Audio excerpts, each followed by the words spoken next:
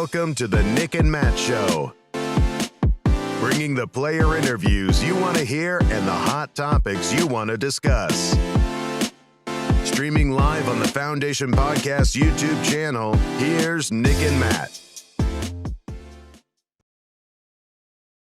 What is going on, ladies and gentlemen? We are at week 62 of the Nick and Matt Show. Matt and I just want to say hello to everyone tuning in live and hello to all the podcasters who are listening to us post live show. Matt, how you doing this week? Oh, Matt, you're muted.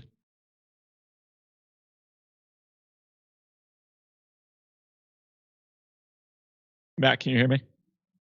You're muted. How often do I do this, Nick? Every week now. Every week so I said a lot of great things about you. I said some really nice things about our guests lined up, and we're just going to have to edit this to change how that went down. But Chef Andrew Zimmern sitting in our virtual green room. If you don't know who that is, you probably saw a little bit of that in the Celebrity Disc Golf Pro Tour, Celebrity Pro-Am.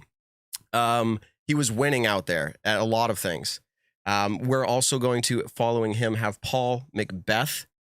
If you know that name, I'm assuming you do. Paul McBeth. And then after him, Missy Gannon. Nick and I are going to kind of just throw some stuff in between there, kind of give some filler, and we're going to have a good time tonight. Nick, before we get to those great interviews, some really cool, notable things to talk about. 100,000 PDGA members. 100,000. That's not how many people have a PDGA number. That's how many current members there are right now. I don't know if I ever thought that would happen, just to be honest. What's your reaction? It seems like it's been picking up so much lately that, you know, it was like, oh, there's 80,000, now there's 90,000, now there's 95,000, now there's 99,000. And then all of a sudden it hit the 100,000 mark and you're just kind of like, holy cow, there's 100,000 active live PDGA members out there right now, which is pretty insane for the sport. Yeah, it's interesting to say the least, because when I got in, the number I got was 48,000. I'm not telling you the exact number. Remember Brody? He's like, I can't show the member number. Like, people might hack me. Blocked it out. 48402. Everybody, go find me and see what my rating is. Judge me as a disc golfer. It might go up tomorrow. Yeah, so less than 50,000 when I started about 14 or 15 years ago, and that was, again, that's how many numbers there were. We almost have 200,000 numbers now, but we have 100,000 active. That's incredible. Nick, there's only one more event lined up for this year. That's an official Pro Tour event, and it's the finale. It's coming right around the corner here. We'll talk about that a little bit. And then, Nick, just your general reaction. You told me something on Facebook or in social media or in a text. You said something about goosebumps. What happened just recently? Well, for everyone watching the USDGC and the Throw Pink Women's Disc Golf Championships, there was multiple battles going on. On the Throw Pink side, Missy Gannon ended up coming out with the win after an incredible last round and then just consistently putting well all weekend. But the post that I had made on Instagram, my best friend Paul McBeth had won USDGC for the third time. As pretty much everyone knows, there's no spoilers in live sports, so sorry if anyone's watching. But it was cool because when he made the final putt in the playoff, just seeing all that raw emotion come out of him, like, you know, it's almost like he won it for the first time or it was his first big win. And for him, I mean, it seems like it's easily the biggest win of this year so far for him. But just seeing all that raw emotion is cool to just, you know, be in that moment. There's not many disc golfers showing that much emotion after a win. Yeah, we're seeing emotion. Sometimes you'll see crying or you'll see just someone like pumped with a fist or whatever. Like, that was a lot. It's been building this full season, and it could be argued that this is one of the bigger wins of his career. It could be. And that's something to be debated later, and people would be like, why? Well, you have to talk storylines. Okay. I think we've made it. Without further ado, let's go ahead and bring in our first guest of the evening, and probably the most important if we're calculating by who's a better chef or not. But here he is, everybody. Andrew Zimmern, welcome to the show. We're very happy to have you tonight. How are you doing? Fantastic. I don't have any tournament wins. I do have a PDGA number myself that's about 12 years old. But while I don't have any tournament wins, I do have an Emmy and 4 James Beard Awards. So am I allowed to talk? Yeah, absolutely. Okay, great. Tell us really quick what the James Beard Award is, because I've never heard of it before. So now I'm curious. Those the Oscars of the food world. They are given out to chefs and cookbook writers, television personalities in the food space, restaurants for service and things like that. It's probably more important than the Emmy win was to me, was getting, because it's voted on by my peers, and being acknowledged by them that many times was something that was really, really special. The argument that McBeth's win on Saturday it could be one of the two most important wins of his career, simply as you were talking about, Matt, because of the storyline. I say that as a fan, especially after watching what happened at the Worlds when James Conrad won.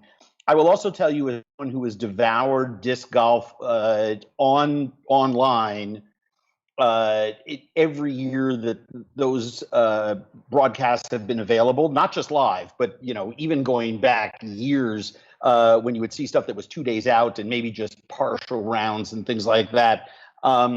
We've seen more emotion this year. Think of Kyle Klein winning his first big tournament. Think of James Conrad taking down Worlds. The stakes have risen because I think the community, and especially the players, no one more important than the players, right? Realize that the world is watching, CBS is watching, ESPN is watching, casual fans. I've been playing 25 years. When James and Paul went to that playoff hole, I had friends of mine who were just seeing their feeds light up because there was so much activity around what happened during those last 15 minutes, then the next 15 minutes when they started, finally apologizing to me for 25 years of what they were talking was not, they didn't count it as a sport. I mean, we're still finally, I mean, right now, these are some of the world's best athletes, in my opinion. And it's just this year that we have people outside the community referencing them as athletes. I mean, look, no knock against anyone who does synchronized swimming. What they do is absolutely unbelievable. But that we're not in the Olympics is appalling to me. So anyway, I think it was a very important win for Paul. The storyline was absolutely incredible as a fan. When I saw what was happening on Saturday and on Friday, and Paul creeping up and Nate still in the conversation. And I'm like, we're going to have another situation like we had at Worlds. I mean, this is unbelievable. And then when Paul broke, on 16 on the final day, I was just sitting there thinking to myself, you talk about nerves. To hit some of the shot that he did while the tape of Worlds is playing in his mind at the USDGC, I think made those putts even more historic. And I think that's why you saw all that emotion out of him, because he really had to stuff that stuff down so that he could actually compete. I think the world of him as a human being and especially as an athlete. Mm-hmm. Yeah. And yeah, definitely. I think talking about how that played out is... well, let's get into it, because you're bringing it up now and you're making the points that I was thinking about. So he steps up to hole 18, and I know there's a whole thing going on right now about the live coverage and what happened. I'm not talking about that right now. We're talking about the gameplay. But he steps up to hole. By the way, in fairness to the Disc Golf Network and all the folks there in Techville, as a TV guy, all I did was click out and click back in, and I was able to see it just fine. So is that a tech glitch? Yes, it knocked everyone off. But, it's Tech 101. Turn it off and turn it back on again. So, I mean, I think people need to calm down a little bit. Okay, everybody, you heard it from Chef Andrew. I might not say it, but I'm going to say it later again. So he said it first. Just remember that. So sorry. That's okay. So he steps up to hole 18. I need to apologize. And what is going through his mind? Because I have to believe that on hole 18, the final round, the last putt, it has to be going through his mind. Everybody ripped on me at Worlds for laying up when it made every sense in the world to do so. I am going to take that opportunity to just shove it right now into that basket and just end it. And if I lose and go OB here, hey, I tried. Like, I was going to win, and that was the heart of a competitor to do that. But people would be calling him stupid. I get it. But the reality is, I think he had something to prove, and he so close. 2 inches one way, he's in, 2 inches out. He might lose, but he went to a playoff, almost aced it, took it down. Big win. I agree. Yeah. And I think he also, Paul is an elite athlete. He's such an incredible student of the game, and he's able to pause within the moment. And I see some other things. I think there's a difference. And look, I'm a big fan of Kyle Klein's. I think he's a star of the future. I mean, he is, he's a star now, but I mean, he's only going to get better. He's a young man with the world in front of him. I think part of the decision-making process, and I'd be interested for you to ask Paul later, was you always have to evaluate who you're potentially going into a playoff against. He's going into a playoff against a seasoned veteran who has big tournaments behind him and playoffs under his belt and has been that he knows that Paul knows he doesn't necessarily have an advantage when it comes to being able to handle your nerves up on the tee of the first playoff hole. But if you're going against a young man like Kyle, who has not been in a position before, I think you take that into account too. Yeah, absolutely. Better to go to hole one and win it, right? Exactly. I was talking to Paul about it. Soft choice. Sorry, go on, Nick. No, I was just gonna say I was talking to Paul about it actually last night. I went down to Charlotte. Oh, we were I all was just hanging talking out, to Paul about it. Okay. Yeah. Well, it was more like in the sense of like, how long did you think about that putt? And he was like, I stepped up to it thinking I'm going to make this putt. And he put his mini down. Maybe 5-10 seconds later is when he goes after that putt. I don't think he was necessarily, it definitely came in his mind of like, okay, who am I potentially going into a playoff against? And then my buddy Jeff Corrins, who was watching Kyle, he had said Kyle sat over that putt for a really long time in the sense of, do I run this? Do I lay it up on the 18th hole, whether he's going for birdie for par? And then he ended up actually going for it and just hit the front of the band, sat right there. So I think just the maturity level of Paul, he stepped up to it knowing that, like you said, the world was behind him. Everyone made fun of him in a sense for laying up a putt or laying up a shot maybe where he shouldn't have. But he walked right up to that putt with the full confidence that more than likely he's at least going to hit the basket. And so I think that showed a big heart of like, I can do this. 1,000%. And who has the best touch? Paul knows, not to go full send and rip that putt in there and throw it all the way down to the pond. I mean, he knew that he could make the comebacker, right? Exactly.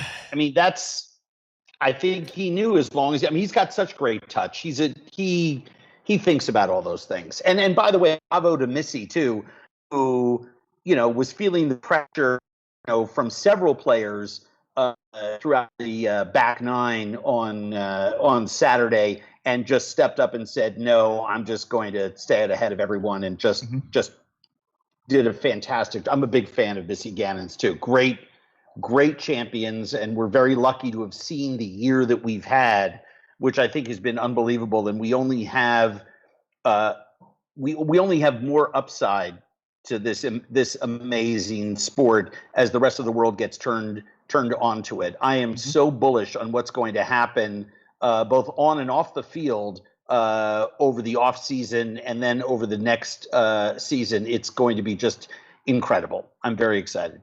One of my favorite things about the off season is I love hearing, free agents, where are they going? So we were actually talking about it last night at dinner, and it was just kind of like, oh, this is such an incredible time, because it's like, oh, this player might go here, this player might go here. And so finally seeing all that come through, I love the off season.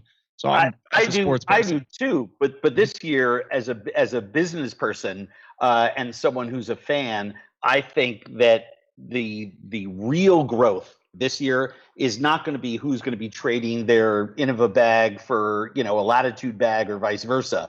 It's the fact that Disc Golf Pro Tour and USDGC have figured out their stuff will take a lot of confusion from the external marketplace in viewing the sport, right? Things are going to become clear, and you're going to see huge growth in the maturity of the sport as it's presented as professionals. I think you will see increase in purses. I think that you will see different types of sponsorship availability come through. I'm horrified at how small the money is for these athletes, how small sponsorship is for a hole, how so many of these players are really bootstrapping their careers. And I'm not talking about outside the top 100. I'm talking about inside the top 100. You also, I think you were alluding to something in the run up to introducing me that I think is also very important to point out when it comes to numbers. Look at the difference between the number of applications put in for the Pro-Ams, men and women's side, last year versus 10 years ago. And that tells you everything you have to know about this sport. I know Philo Brathwaite, whenever he's it seems every time I hear him commentating, he's always talking about the fact that no longer will you see someone win a major ever who didn't start playing as a 4-year-old. It's just not going to happen anymore. You have too many young players coming on who have been literally walking around with a disc since birth in their hands. And I think the game has changed, and we will look at 2020 into 2021 as being the year that historically that it really took off. I think this was a very important hinge event this entire season for this incredible sport. Yeah, absolutely. I agree. It's hard to fathom what it could do, or we've all been sitting here watching for a while too, and it may not do that, but it is the right time. It looks like it. Let's cross our fingers and say this is it. And there's a lot more happening, including the media. Our show started, all these things. I mean, like, things have started up, and it's just getting bigger and bigger and bigger. All right. But look how much smart conversation is happening around it, and look at the ancillary things that are happening around the sport. And I'm as a fan and as someone who is got one toe on the inside of this thing, I'm so revved up. I got so excited. I almost played 27 holes on Sunday. That's how excited I was, which at my age, quite a big deal. Yeah, it's honestly, you're not wrong. I'm glad you just brought up. That was a joke. That was a joke, guys. It'd be nice if you laughed, even at my weaker shit. It would be nice if you laughed at it, or just chuckled, a little. I'm going to tell you. I have myself muted. I was doing silent chuckling back here. I just want to make sure I don't cut you off or anything like that. No, So, I'm throwing Nick under the bus. Nick texted me and said, "Can we move on? This is getting lame." No, that's false. That is false. I almost fell apart. I hadn't played when we were playing the Pro-Ams. I let down James Conrad, which continues to be the greatest disappointment of my professional career, sports or culinary. And because we had played something like 18, we played 18 practice on night one, then we played 18 morning of day two, and then 18 afternoon of day two. And the final 9 of the 54 holes, my arm, my body, my hips, my legs, I mean, I thought I was dying. I literally thought I was dying. And we were playing alternate shot the last 9 of the finals. And we ended up, I thought we would place somewhere in the middle, right? Because I thought that there were more balanced teams than James and I. And during the AM side, I came in right in the middle. And I thought that's where I'll be, in the final day, right in the middle. So when I'm playing with, one of the best players in the world, we got a shot. We're not going to finish last. It was so bad because James would take these incredible drives, and then I couldn't even feel my arm. I couldn't hold on to the disc. My hands were cramping so bad. Yeah. It was awful. I owe him a debt of gratitude that I never repay for being so kind and making me look so good. The round before, the first round, playing with Wysocki and Kevin Jones, I had a much better showing, and I was certainly enjoying myself more. I wasn't in my head thinking to myself, I'm literally letting down disc golf Jesus. This is a nightmare. So you gotta spread out the tournaments a little bit more. You play that weekend, you only do 2 rounds instead of 3 rounds. So next year when you're planning, you're probably going to help out a ton with the Celbrity program next year. Just really voice that you only want to play 1 round a day and spread it out between like 7 days.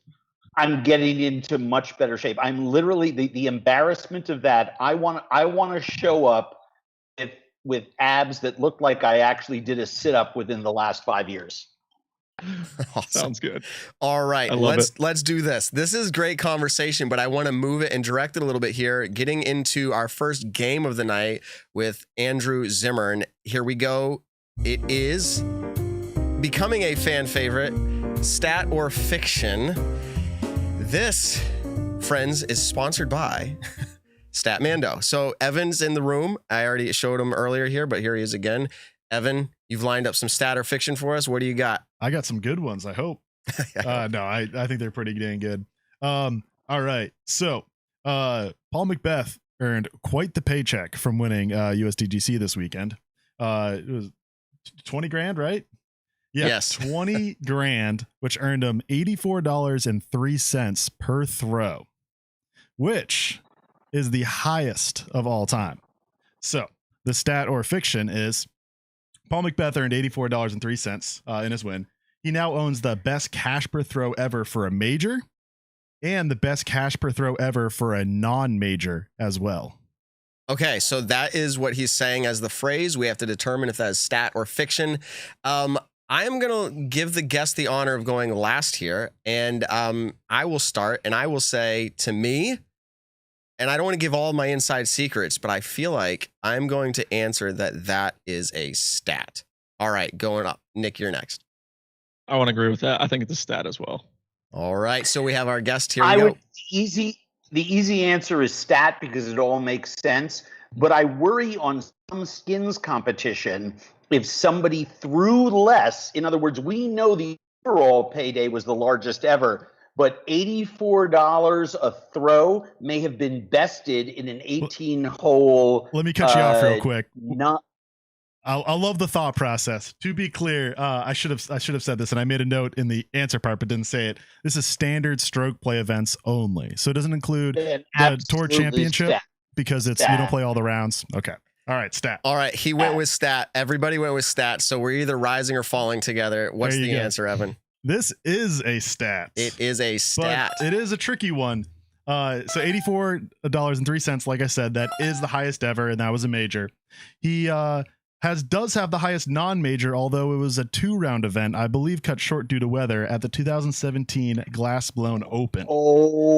You see? $51.55. See what I'm saying, guys? Tricky. You're on the right track. You were supposed to watch our last couple of shows, and you were supposed to know that we have all these little antics. And so that was $51.55 at the 2017 Glass Blown Open.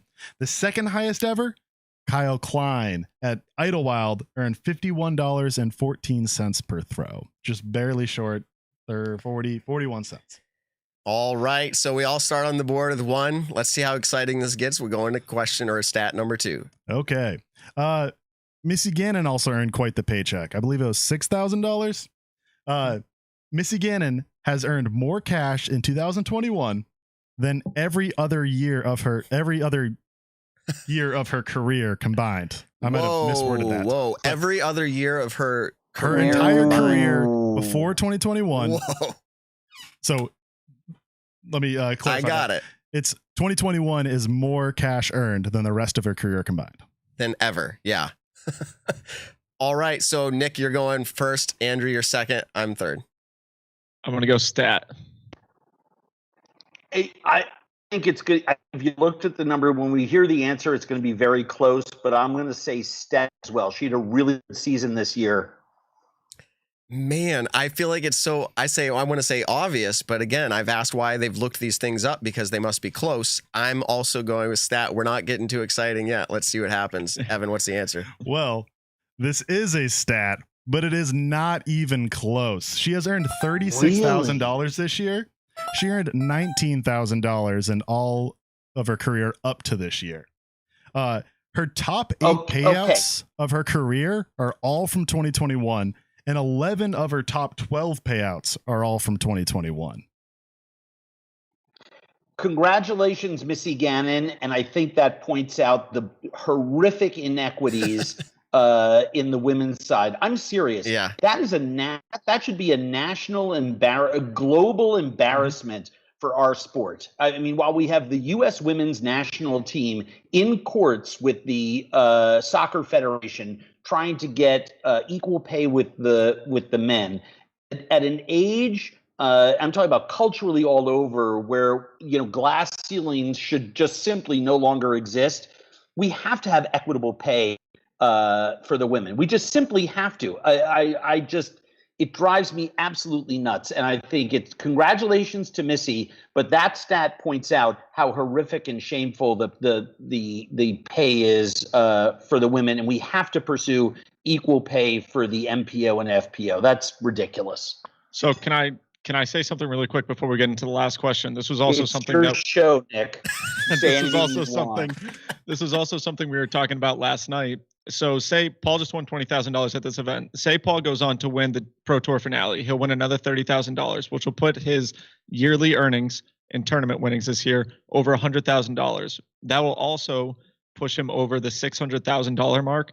So in 2021, he will have made 1/6 of his career earnings in 1 year. And so I think we kind of talked about this earlier, just the embarrassment that disc golf has kind of grown up with and the amount of money that players are making compared to this year, where it's like a legitimate, Paul has a potential to make 6 figures just in a career earnings. And I think Ricky Wysocki, actually, same thing. Ricky, if he wins the Pro Tour finale, same thing, has a potential to just make 6 figures.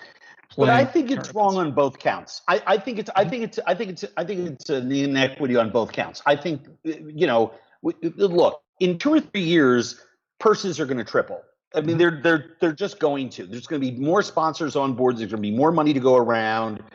This sport will kill itself if the governing bodies don't reward the players. There is no sport without the players. You don't get the players showing up. You're going to have the AFL and NFL all over again. And then we're going to be like we did in the 60s with football. You guys weren't born, but I lived through that. Okay. So that's number one.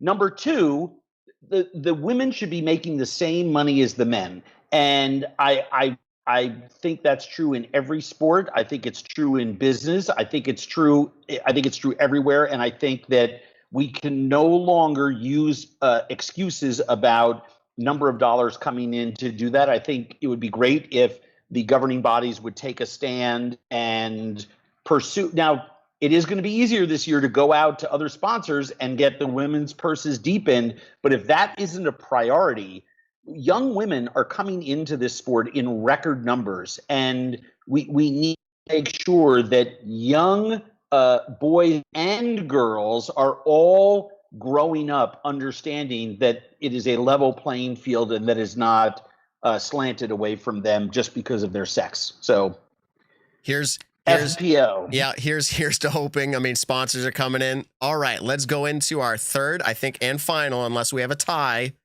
Do you have a bonus lined up, Evan? No? I can figure out any kind of bonus for you. All right, we'll figure it out here. I got plenty of things. All right, Evan. All right. Number 3, James Conrad is the only player to ever win Worlds, but have 0 other wins in that season. Oh, man, I feel like this is too easy, but now it's going to throw me off. Andrew, you're up first. I can't. The point of the question: only win this season. The point of the question is, like, James, his only win this season is Worlds.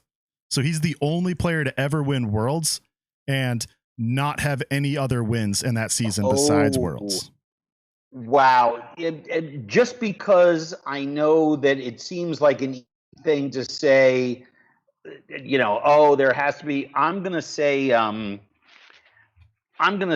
fiction.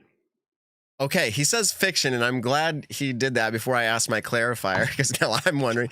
You said MPO and FPO? Yes, MPO and FPO. I didn't say that, but that is true. It's MPO and FPO.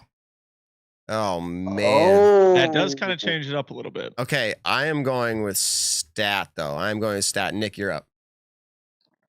Oh, that's tough. I want to say fiction. There's got to be someone else that in the early years of disc golf that it had to have happened to as well. Exactly. There weren't that many tournaments. Exactly. I felt similarly, players weren't traveling as much as they do now. And so, like, they were, after the World Championships, they were going back to building houses the next day. Like, hey, how about I just won Worlds? I got to go home and feed the dog. Yeah, exactly. All right. There you so go. I'm going for the win. They're going for the tie, so we will need a tiebreaker unless I get this correct. So, Evan, what is the answer? All right.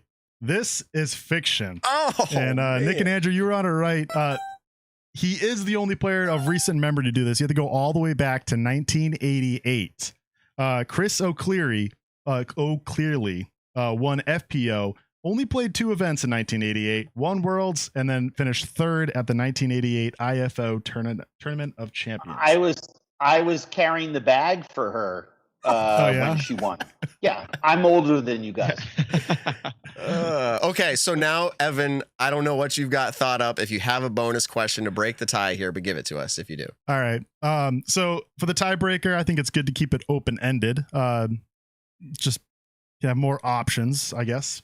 So not quite a normal stat or fiction, more of a quiz at this point. How many times has Paul McBeth earned $10,000 or more at an event? So they're just picking a number. And we'll Whoever's say closest. Closest wins. With me, no price is right. No price is right. So hold rules. on. You're asking a random anonymous fan, me, and Nick, one of Paul's close friends who also plays on tour, a very specific question about purses, kind of arcane, and you just hate me because I'm a Yankees fan, you Boston Red Sox homer. Oh, he gave it to you. But you also have to remember, yes, you being a Yankees fan is very bad for the show. Because us three are from Massachusetts. I know. Oh, I know. But at the same time, it's the Nick and Matt show. And all right. so you gotta...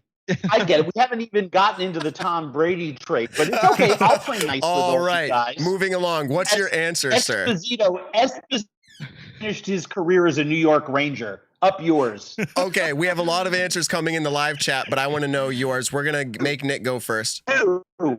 I'll go. No, I'll go first. 2. Okay. 2. He says 2. I'm going to go 5. All right. Well, the correct answer is 4, this being his 4th. So that does give it to Nick.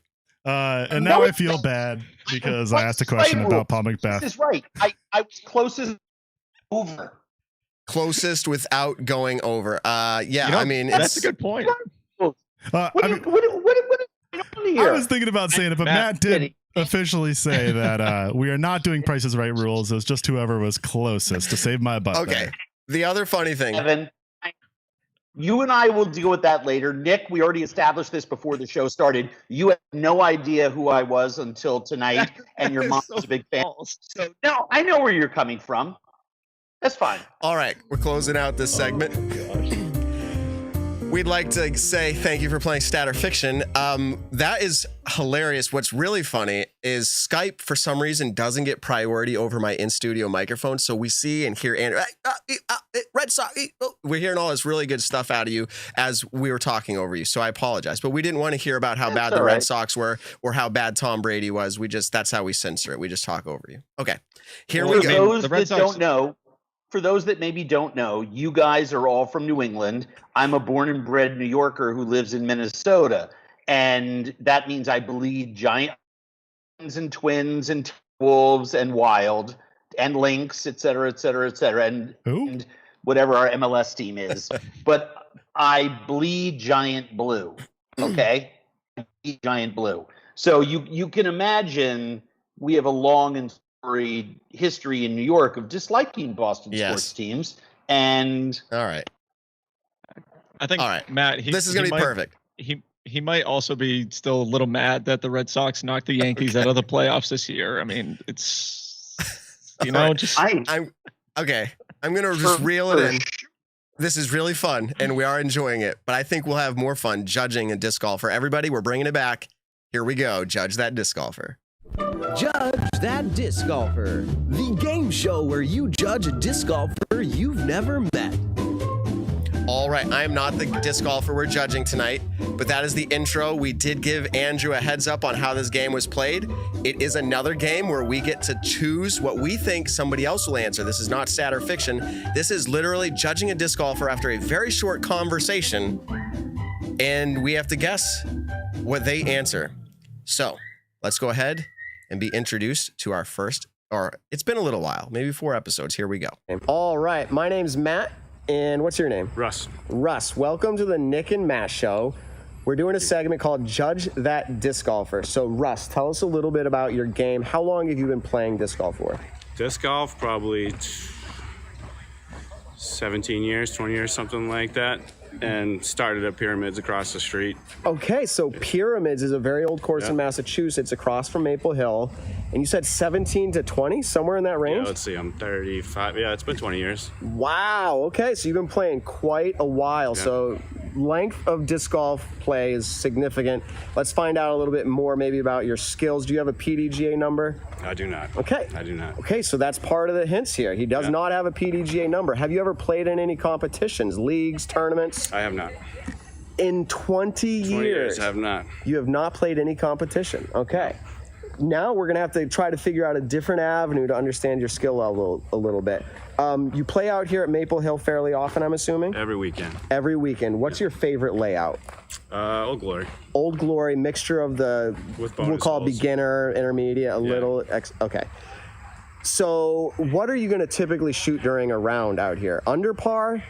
No. Over par?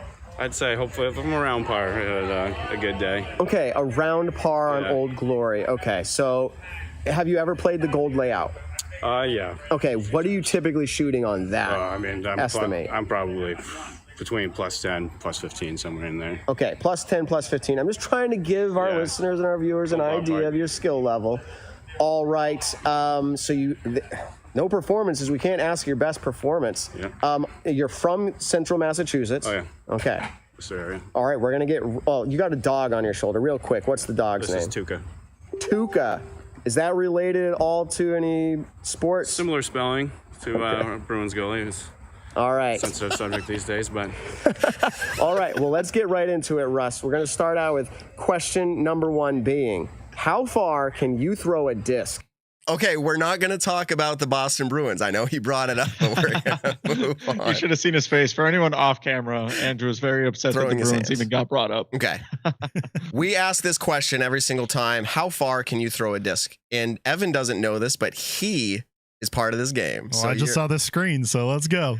All right. So Evan is part of this game tonight. He did not know he was going to be. We're judging this disc golfer. Nick, you know how it goes. You start us off. How far can he throw? How far will he answer that he can throw a disc? Go ahead. 375 feet. Okay. Nick says 375 feet. Is this Russ? Is his answer? Andrew, what do you think?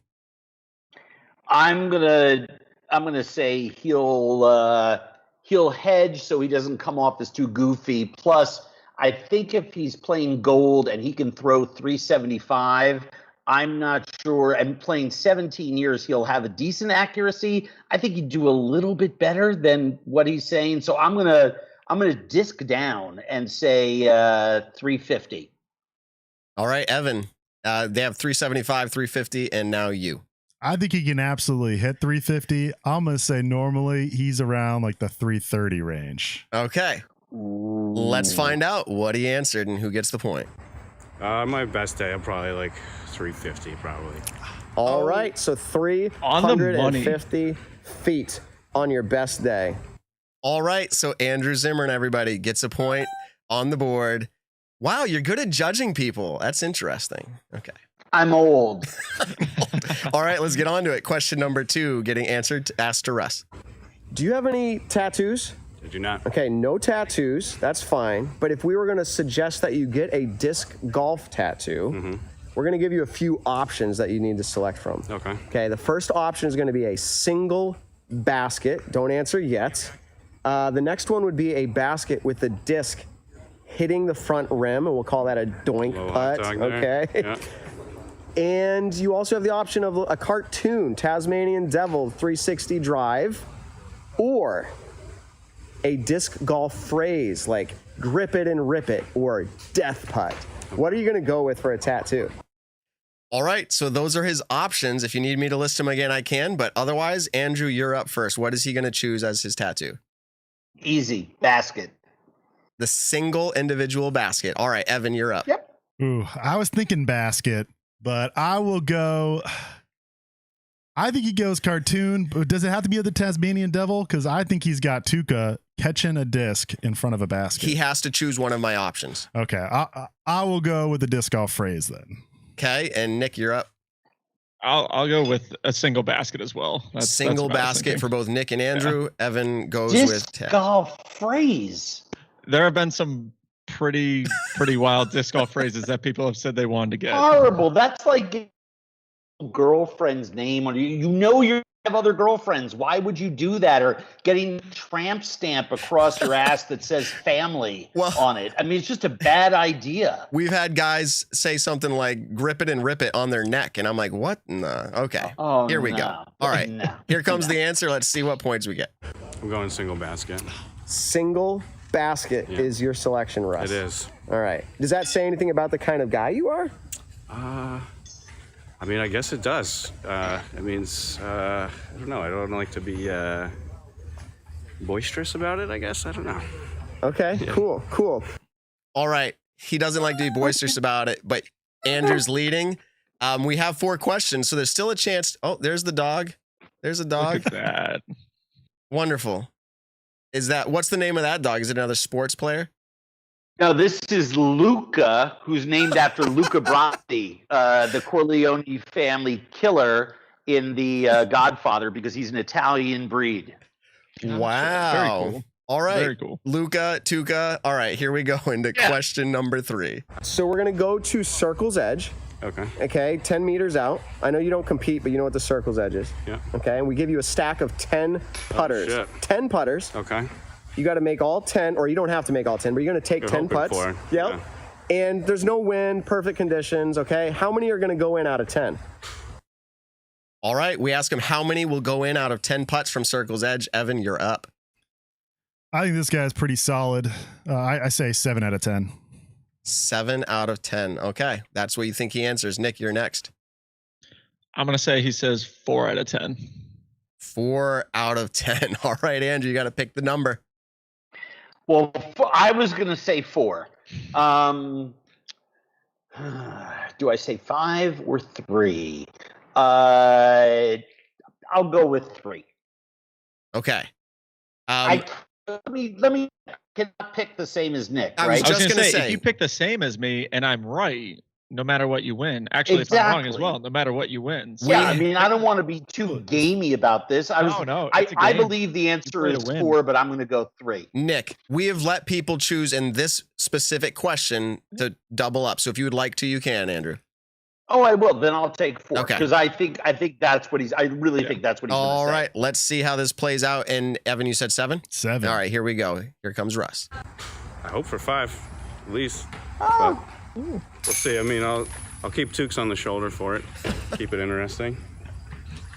All right, so 5 is the answer. Yeah. All right.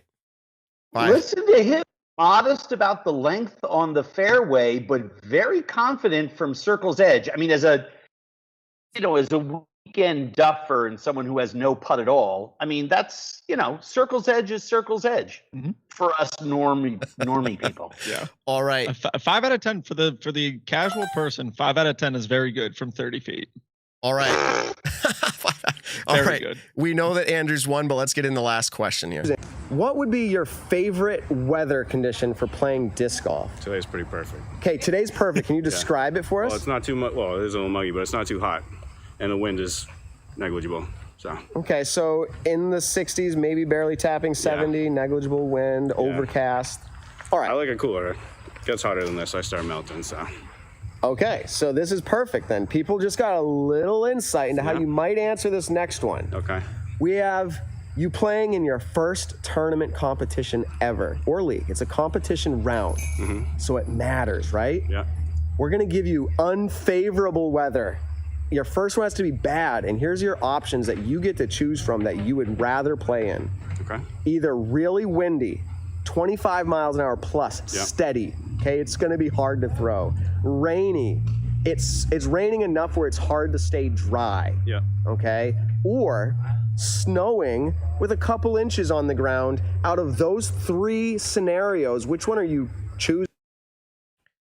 Okay, which one is he choosing out of those scenarios? Raining, pretty significant, snowing, couple inches on the ground, or windy, 20 miles an hour plus? What is the answer? I think we start out with Andrew? Yeah, Andrew.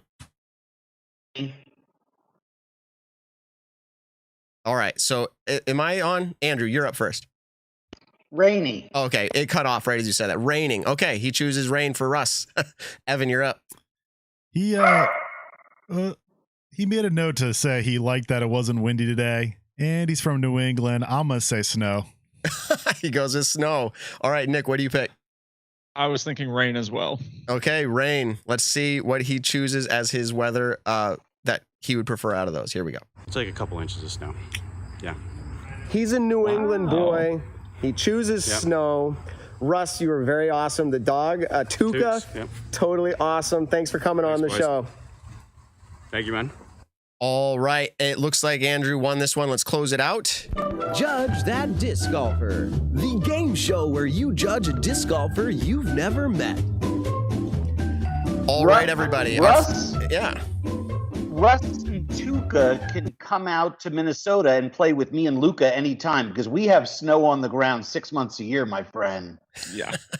It is true. Okay, we've gotten towards the end here of when we've agreed upon with you to run a show. I have a quick question before you leave because this came up on our show recently, and I thought today, I was like, man, he is somebody that could answer this question for us. And there's 3 questions. One is, do you say caramel or caramel? Caramel. Oh man, it must be a New England thing, Evan. Okay. No, see, I say caramel. Right. I was actually just talking about this at Putting League last week, and I was like, why would people call it caramel? Are you talking about the candy or the cooking technique? Oh, They're that is very different. They're very different things, and they have different spellings. Totally didn't even know there was a cooking technique called that. Yes. Sorry. Oh, there is, my friend. Do you like caramelized onions? Thank you, Evan. Oh, okay. Yeah, that makes sense then. Okay. I was okay. All right. I did know there's such thing called caramelized onions. Now I retract what I said then. The country is evenly divided on caramel versus caramel for a small brown chewy thing that you pop in your mouth and think is really, really good. Nobody says caramel sauce. They all say caramel sauce. True. Right? And you caramelize onions. So it is English is a horrible language. Ask anyone who's learning it as their second language. English is terrible. I mean, the plural of mouse isn't mouses. It should be meese, or I don't know, moose and moosin and box and boxing. Yeah. Of course. Okay. Of course. What's your next question? Yeah, the next one, as we get ready to wrap this up here, this came up about 2 or 3 episodes ago. I believe, and you can correct me, I believe it's a Greek dish. It's spelled Gyro. How do you pronounce that? Oh, listen to you. Gyro. Listen to you. Now, here's the issue. Here's the issue. What's the name of the one-eared painter from the 1880s? Is it Van Gogh? Or is that Picasso? I don't know. Picasso. No, Van Gogh. Van No, Gogh. you got it right. All right. Van Gogh. Okay. In Holland, well, in Northern Europe, Belgium as well, it's Van Gogh. But you sound like a pretentious moron if you walk around saying, oh, we were at a museum. We went to a Van Gogh show, right? And I hate people who come back from traveling abroad and sprinkle in a couple of nouns that they learned over there and pronounce it that way. It's like, oh, what'd you do? You know, we went to Japan for 2 weeks with the family and we saw Osaka. I mean, it's okay. We live here. It's Van Gogh. It's Osaka. If you're speaking Japanese or if you're speaking Dutch or if you're speaking Greek, you should pronounce it in the way in which that language asks you to.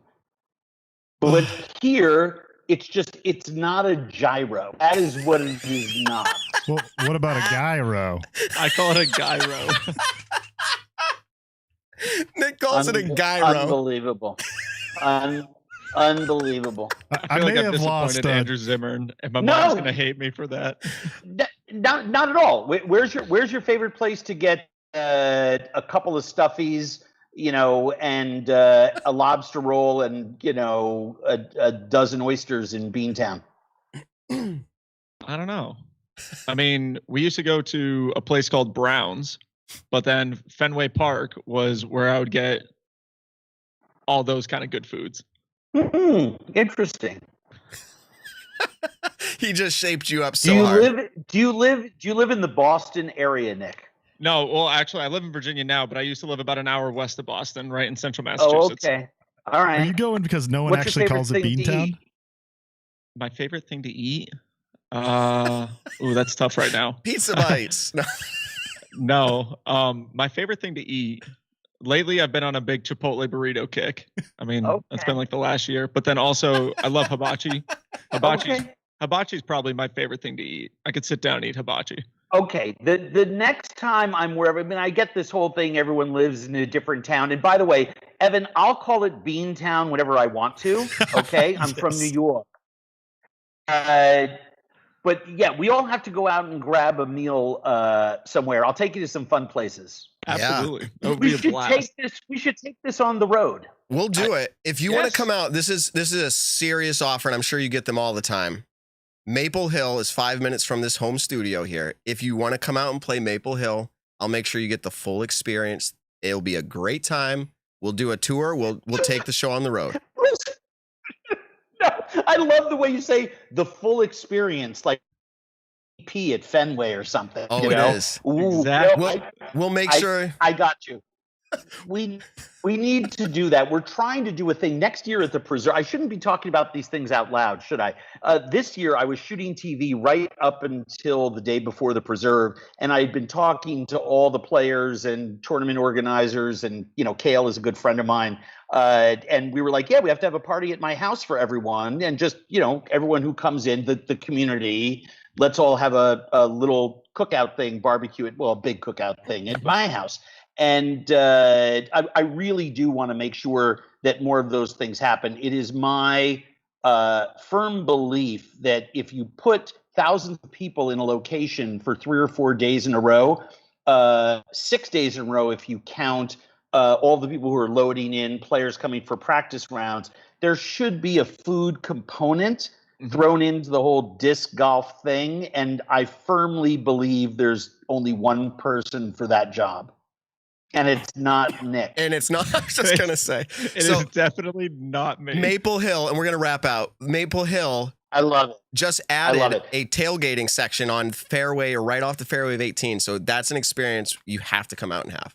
I love it. And we will email me off Yeah. air and let's up for next spring, because I would love to. I do go out to Fenway every day. A friend of mine has season tickets, and I go to opening day at Fenway all the time. I just love it. Really? There. So an early spring Okay. round out there is Let's do it. great on a cool day. So that way Russ won't be offended. It's not too hot. He doesn't Exactly. like to play when it's too hot. And congratulate Paul and Missy for me. I'm We will. extremely excited for both of them. And thank you for the great. All kidding aside, I've been a wise ass the whole time. My apologies.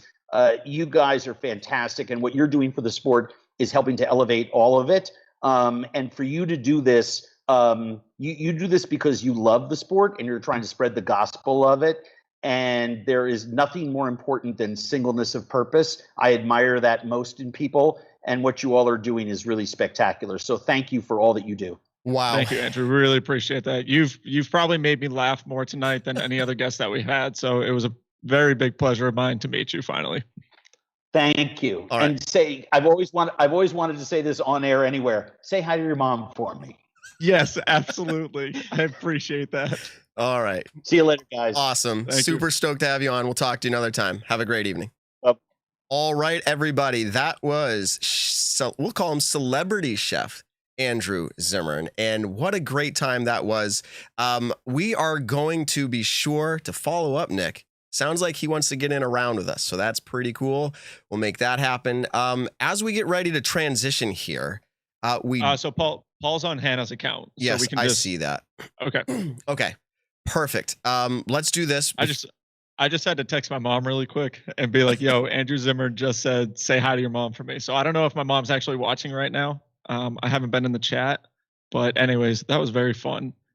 All right. That was a very, Oh, very fun interview. We kept him 10 minutes longer than we should have. I hope we had to work through, I'm guessing it's assistant or however it is, scheduling assistant. We've done that for months and it's been actually a good experience, but like to actually meet and talk was excellent. And now, Nick, I probably shouldn't give it out, of course, but I have his cell phone as far as I understand it. We were texting today. So our chances of maybe meeting up to play kind of went up a little bit more. So, all right, here we go. Let's go ahead and thank some people who support our show. Let's get into that. There we go. So, Nick, my brother just ran and completed 100 miles. And I found myself, as he came through the finish line, saying, you need some Hempfield. And you know what's funny? Hempfield Botanicals is a CBD product, but I have now coined CBD as Hempfield. So you got to get some Hempfield. That's like it's what it is. It's what I find myself sitting in work calls and my wrist is a little bit from work calls. No, not from work calls. Playing disc golf, yesterday, but sitting during the work call, I find myself pulling out some of this salve, and there we go. It focuses in for me. And I just put it on my wrist. And honestly, within 15 minutes, it starts feeling so good. And it lasts for hours. And it's honest. It's great. I love it. Nick, what's your experience with Hempfield? I can't say enough good. Well, yeah, exactly. I love the name Hempfield Botanicals. Like, it's just a really cool name in and of itself. But then this last weekend, I had a pretty active weekend. We had some friends visiting here in Lynchburg. We went out, played basketball. We played some volleyball almost every single night. And I found myself like the next morning with my body not feeling great, my ankles and stuff like that. And so same thing. I'll be using the salve. I'll be using all the stuff that they've given me in the past. And then throughout the day, I could just notice that it started feeling better. I wasn't in as much pain as I was before. And so I've been loving it. I'm very curious to see throughout the whole off season, using it consistently, how much better my body is actually going to feel from it. Yeah. So I want to say thank you to Hempfield for supporting the show. You guys, and I mean you guys, that's a New England thing, by the way. You guys, that's another term that we need to figure out. I know in Pennsylvania, it's like using and you-alls and all that kind of stuff. And anyways, y'all. Down here in Lynchburg, everyone just says y'all. Y'all. Okay. I say you guys, and that includes everybody, even the women who are watching our show, listening to our show. We love everybody. You really should go check out HempfieldBotanicals.com. Use the code Nick and Matt, get 20% off your order. If you're not using this product, I guarantee you're missing out on a better product than what else is out there for your needs, whether it's anxiety, sleeping, joint pain, whatever it is. Hempfield, feel good, play better. All right. Thank you, Hempfield Botanicals. It looks like, and I'm getting dings and chimes over here, we're going to go ahead and start to bring in Paul. But that gives us a few minutes here as I line him up. Nick, what do you got to talk about while I do that? Let's see. Or Evan, any random good stat you can do as an intro? Oh, I guess we can do. I was just going to share like a story from this weekend and just talk about, I had a good weekend in the sense of like hung out with a lot of fun people, played some disc golf. I went out and played this morning. It felt great. But it was funny because on Saturday, so I went down to Charlotte last week and drove down with Paul. We ended up playing a couple practice rounds. And then the week of the tournament, I went back here to Lynchburg, Virginia. And I was saying how I was probably going to go down Friday and Saturday to go catch the last 2 rounds of the tournament. But there's always been this ongoing joke that, I jinx Paul sometimes when we're at tournaments. And so because he had such a good 3rd round, I had to stop myself from going down. And it ended up working out in his favor because he ended up winning the tournament. And then, so that was really cool. But then yesterday, Paul's brother and I, Jonathan, we actually drove back down to Charlotte, and Paul was kind enough to take a bunch of us out. We actually went and saw NF, which was really, really fun at a live concert and everything like that. Outdoor pavilions. It was sweet. I saw your story, and when you said, watch how he jumps on stage, it was epic. It was. Dude, so Paul and Jeff have seen NF multiple times, and they said, you need to like pay attention and then start recording right here. And every single time I'd start recording, it was like too long of like for anything to happen. And then so I was just sitting there, and Paul's like, no, go right now. So I start recording, and all of a sudden I just see NF jump up on stage, and I'm literally just sitting there. My jaw dropped, and I look back at Jeff and Paul, and I was like, yo, that was the sickest entrance I think I've ever seen to a live concert. Dude, like is he have like a spring loaded something that like launched him up? Because he comes flying up and landing on his stage. No, yeah, he literally just got like launched, spring loaded, and literally just like landed perfectly on stage right behind the drummer, and then all the smoke comes up. Dude, it was so sick. I need to save that video because I don't think I actually did. But all right. Yeah. Well, without further ado, we've lined them up. We got them in studio. We want to talk about this big win. We've had them on numerous times, often after big wins, and let's bring him in because he just won a big one, everybody. Let's welcome to the show, Paul McBeth. How are you doing, Paul? I'm doing well. How are you guys doing? You are doing pretty well. You are doing pretty well. First, let's just start out by saying congratulations, as I did. But as part of that, it's coming up in the conversation that was a big payout. In fact, we just found out it was a stat that's the largest cash per throw, if you break it down that way, for any normal PDGA stroke play event. That's the largest cash per throw ever. You set another record. So it beat Germ's 3-round one. It did by a lot, actually. I didn't realize this until Evan was telling me yesterday, or earlier. But can you take a guess, Paul, really quick? How much you think you made per throw? No idea. Well, probably just under $10 per throw. probably like $9.75. Stop it. Come on. $9.73. Paul, is that a real guess? You throw the disc like 260 times, and you made $20,000. No. Yeah, no, we're not talking cash per throw your whole career. We're talking about at this last tournament. I do have his whole career as well. Sorry. Because I only threw the disc 200 something times. Yeah, that's what I was saying.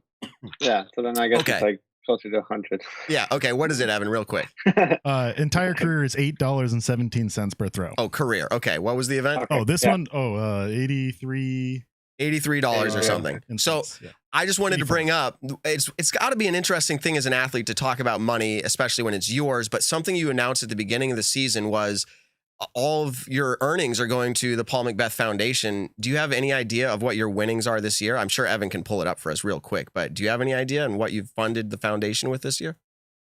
Yeah, it's just shy of 79,000 right now.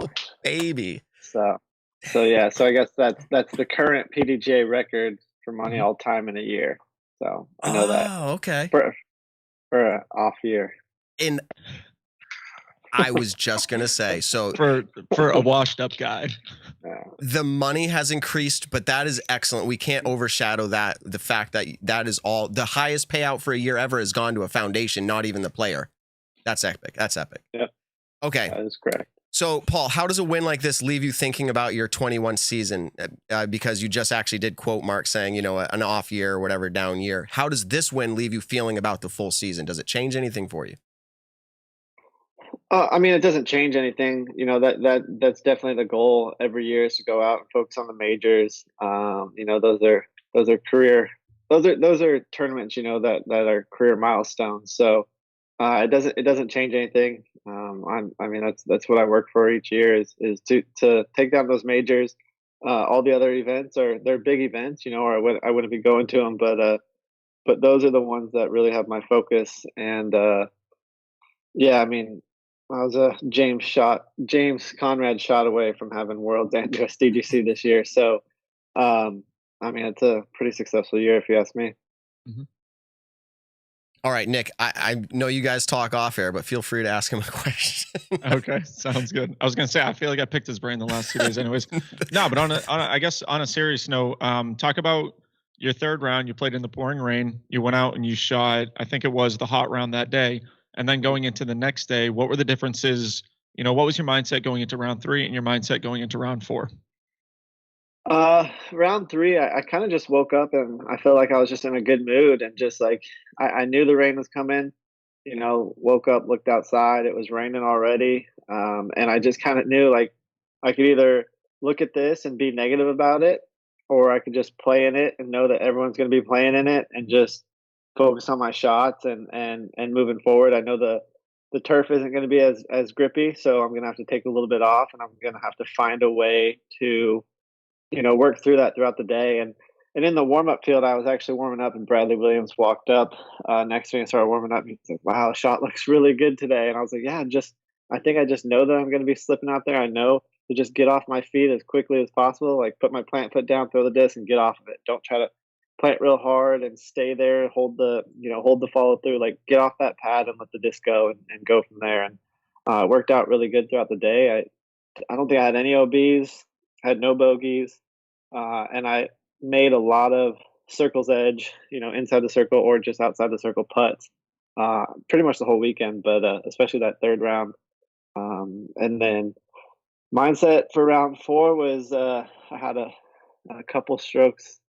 I had one stroke on Chris and then a couple on the rest of the field. So I knew hot round. If I shot the hot round, I'd win the tournament no matter what. But that clearly didn't happen, and I knew I was in the lead. So I did have some strokes to give throughout the round, but I just had to keep it close no matter what until the end, and that's when I pretty much had to go all out if needed and really push because I know I can birdie that final stretch if I need, but I'm not always going for that every round. Yeah, and I kind of want to talk about that, how it started closing out from a fan's perspective. We saw earlier, two-thirds of the way through the round, you faltered, you got a double bogey, then you started playing out, and you started hitting some bigger putts that you needed to make. I'm thinking of, what's that triple Mando hole where it takes a hard left and it goes into the woods there? It feels like you saved a nasty 15. par there. Yeah, 15. Yeah, 15. Yep. That one, I thought I threw my drive really good, and it just ended up being a little short. That's one where you can just really push it far if you want, but sometimes you bring some trees into play. But if you can get into that right spot, it's a fairly easy upshot. And I just left it short, got into the bushes a little bit, and had to throw a forehand roller, and then had to throw another forehand roller. But I walked up on my third shot to kind of see. I saw I needed to get it right to get into the gap to have a putt. So preferably I would have been a little closer, but I still had like a 38 footer with nothing in the way, just a low ceiling. And it was really dark in there. That was the hardest part, was how dark it was in those trees. So knocking that one down, I knew as long as I didn't bogey in that situation, I was going to have a chance. So that par save to me was really big. Mm-hmm. Yeah. And so exactly walking through that, then you go to hole 16, and then I'm just going to jump right to hole 17. Everyone's calling that a massive putt. If you missed that putt, was it OB from your perspective? No, I don't think it was going OB. I mean, it still had probably another foot to go up in order to go OB. And I don't think it was going left enough to go OB. But actually 16, I missed it so bad from a similar distance that actually helped me make the putt on 17 and make the slight adjustment I needed of just getting some.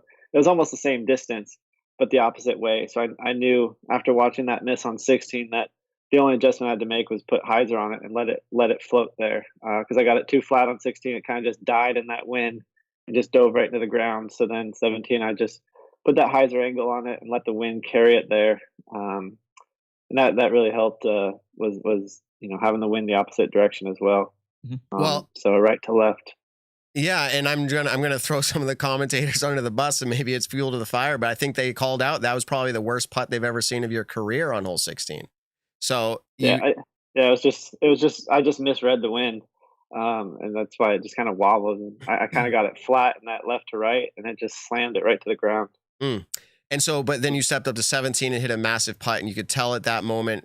I feel like we can tell at that moment. What were you feeling? What was going through your head hitting that putt? Well, so I guess before that, when we were on the tee pad, we got up to the tee pad of 17, and I'm like, all right, I need to check the scores. I need to see how aggressive I have to be here on 17, because I knew Kyle was ahead. We were at 25, I think, and he was on. I think he birdied 17 or something like 16 or 17 like that. So he got to 26. Then we get to hole 17's tee pad, and I checking scores, and his score changes to 24, and we're like, what the heck just happened? Like, his score is still not in on 18. Did he miss his putt, double bogey, and now I'm up one? Like, what's going on here? Because it didn't show that he was completed. So I was like, all right, well, I just got to put this on the island.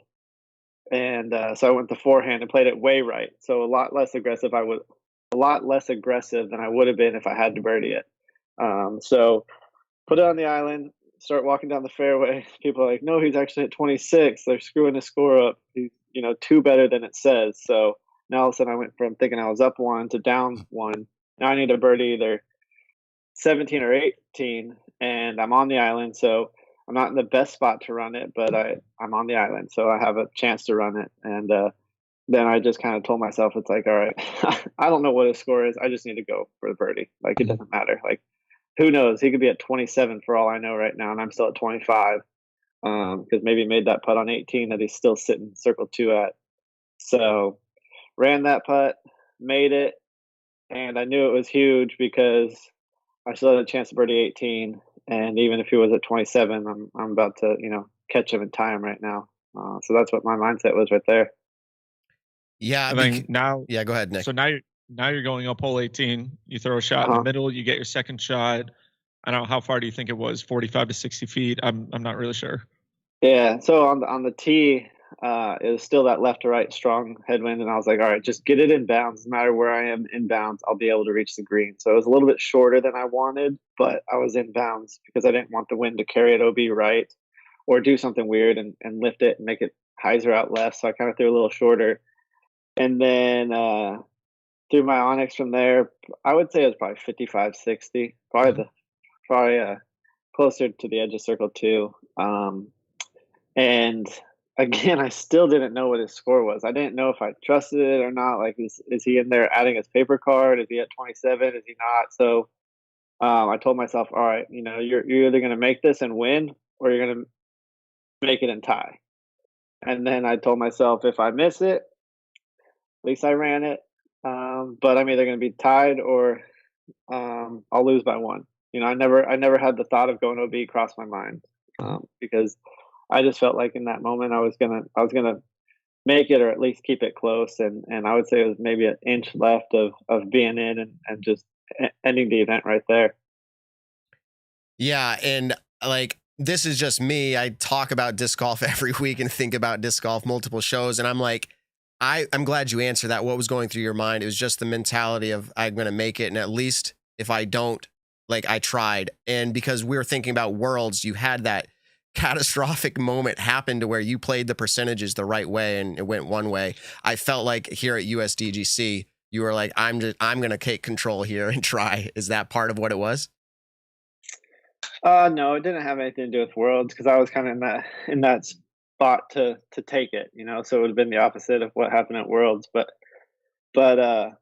I felt like Kyle might have been thinking that, with his putt on 18 of, Paul had James take it from him, and he felt like he was probably in the driver's seat at that point, to where if he made that putt, he wouldn't regret laying it up or whatever. So I think he ran it more so than I did in my situation. But no, it was, I don't know. I just felt like I was going to make that putt, so I went for it. I didn't have any doubt in my mind of there wasn't a moment that crossed my mind to lay that one up. Mm-hmm. Interesting. So, okay, so you missed the putt left side. You make the next putt. You guys are tied up. Scores finally go through. Now you're going into a playoff. We had Andrew Zimmern on earlier, and he was talking about kind of his perspective on everything and just thinking that, Paul's probably got in his mind that, he's not in a playoff against James or Ricky or Eagle. He's in a playoff against Kyle Klein, who's having a great year this year, but he hasn't been in too many of these massive positions of, 1, this is competing for a major, and 2, this is a playoff against, one of the top 3 players in the world at the moment. Did you have any mental mindset of like, it's a playoff against Kyle Klein, or it's a playoff just against any other competitor? Like, are you treating them all the same? What's your mindset going into the playoff now? I don't think it had anything to do with Kyle. I think if it was any other competitor, like Rick or when I had the playoff with Will or Eagle or whoever, they're very gettable holes. It's kind of holes that are who's going to make the first mistake, really. 117 and 18, they're not extremely skilled shots that we have to throw. 18 maybe the most, but it was just really who was going to make the mistake first, and he just kind of, again, with that right to left, he put a little bit hyzer on probably a slightly overstable putter or mid-range and kind of carried into the bush, which was probably more so the common mistake because people wanted to focus on making the Mando before anything. And it's just naturally easier to throw a hyzer than try to throw the flat shot like I did there and just let it float and get over that log. So I think a lot of people would have made the same mistake he did. And now, do you have you were saying how you weren't thinking about Worlds going up to your last putt. Did you have any thoughts of where your putt was on the playoff hole of your 2014 playoff? Oh, yeah, 100%. I saw that log. I saw it was pretty much gone. And that was kind of like, I felt like that was kind of the moment I had right there is I'm in the same spot. I can make this putt and it's going to completely wipe that away, that miss from my mind and pretty much, the history of having, me losing a playoff here at this tournament. Yeah. So, that was kind of the representation I felt that putt had is now it's just flattened like that log. And I think a lot of people can probably agree with this, but we saw more motion out of you those last 6 holes, especially with those big putts, than we have more so at other tournaments. And I guess we'll just mainly talk about that final putt. All the pictures that are going around Instagram and Facebook right now, it's probably the most, I would say from my perspective, one of the most intense kind of like surreal moments of your emotions coming out. Like what was on your mind when you did make that putt? Well, I think because I was more frustrated with what was going on with the scoring than anything. And I was just kind of frustrated with how I let that tournament slip a little bit by not playing that well, but still being able to fight back and stay in it. And it was kind of just that was just, I felt like I was fighting in that moment, and that was, what that putt meant was, just me continuing to fight and just continuing to fight through my frustration, but also being just excited because I'm taking advantage of these moments that I have and this, this putt that I had in front of me. So 17, and then in the playoff, very similar because I don't know, there's just so much. I don't know. I don't want to use the word doubt, but similar to that, like in the sense of I didn't know what was going on with the scoring there. I didn't know what was going on, with a lot of things in that moment. So as soon as I made it, I was like, all right, now I finally know what's going on. I just won this tournament, and I was just pumped up, and I don't know. It was cool to see the pictures. So maybe that'll be a new norm. We'll see. There you go. I'll echo what Nick said. I think most fans of Paul McBeth and those who are really strong fans of disc golf probably experienced that emotion as well. I know Hunter, one of your biggest fans here at my house, was just like epically jumping around when you hit the putt for the playoffs. So it was a big moment. Minus that one. Can you pick? Well, I do want to add one more thing. Yeah, go ahead, Paul. More thing. One thing too is when after the Conrad throw in, I was walking up 18 and kind of knew like, all right, I just won my 6 worlds. Like, this is awesome, but I wasn't going to celebrate. And now after having Conrad just take that from me, it's like, I need to live in the moment. I need to experience this the whole way through, from beginning to end. So I think that's kind of where a lot of the emotion came from too, is, I can't let my guard down at any point.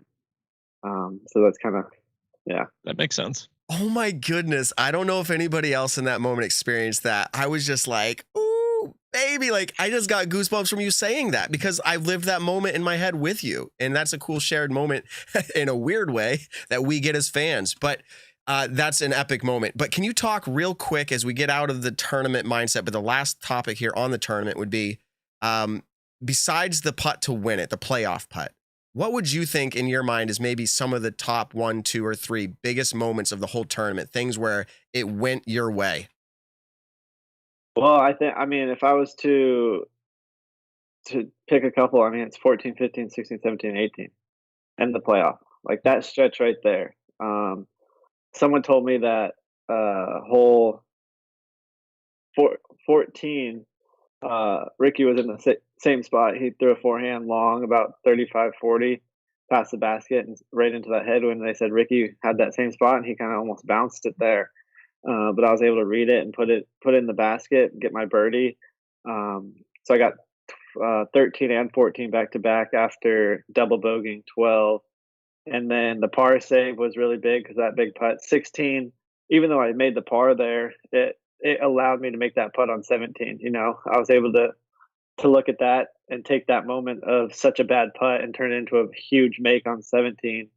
And then 18, just barely missing that putt, again, gave me the confidence going into the playoff on that putt on 18 because it was a shorter putt, obviously, but it was a similar wind.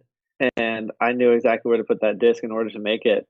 So each one of those, those misses led to the next make that I had. So that was by far my most important. You could look at the first round and see some of the big par saves I had after going into hazards, or you can see some of the big shots that I threw in the second round. But I think the one that put me in the best position was round 3. But that was the entire round. So, I think if I did have to pick it, though, it was right there at the final stretch from 14 on. Wow. Yeah, absolutely. So I don't know if Nick has any other question on the tournament, but we do have circulating around social media right now that you bagged a fan's disc that they gifted to you. Yeah. One, is that obviously, I'm sure that's true, but secondly, how often do you do that? How often does something like that happen? Can you tell us how that went down from your perspective? So yeah, I can tell you how it went down. How often? Probably more often than people would think. But yeah, so what happened was I finished my first round, and on hole 12, I was going for the green, I guess. It's just not an island, but I was going for the green, trying to carry over the OB, and I threw my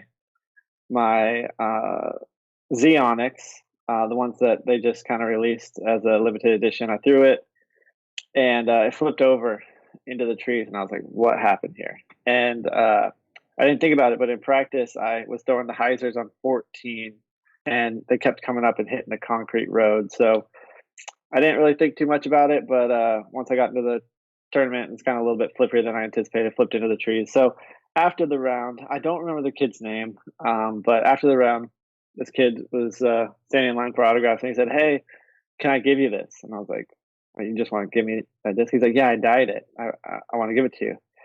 So I was like, "All right, like I just was going to take this Onyx out of my bag, so let's trade." So I gave him my Z Onyx, and he gave me that Onyx, and I went out to the field the next day.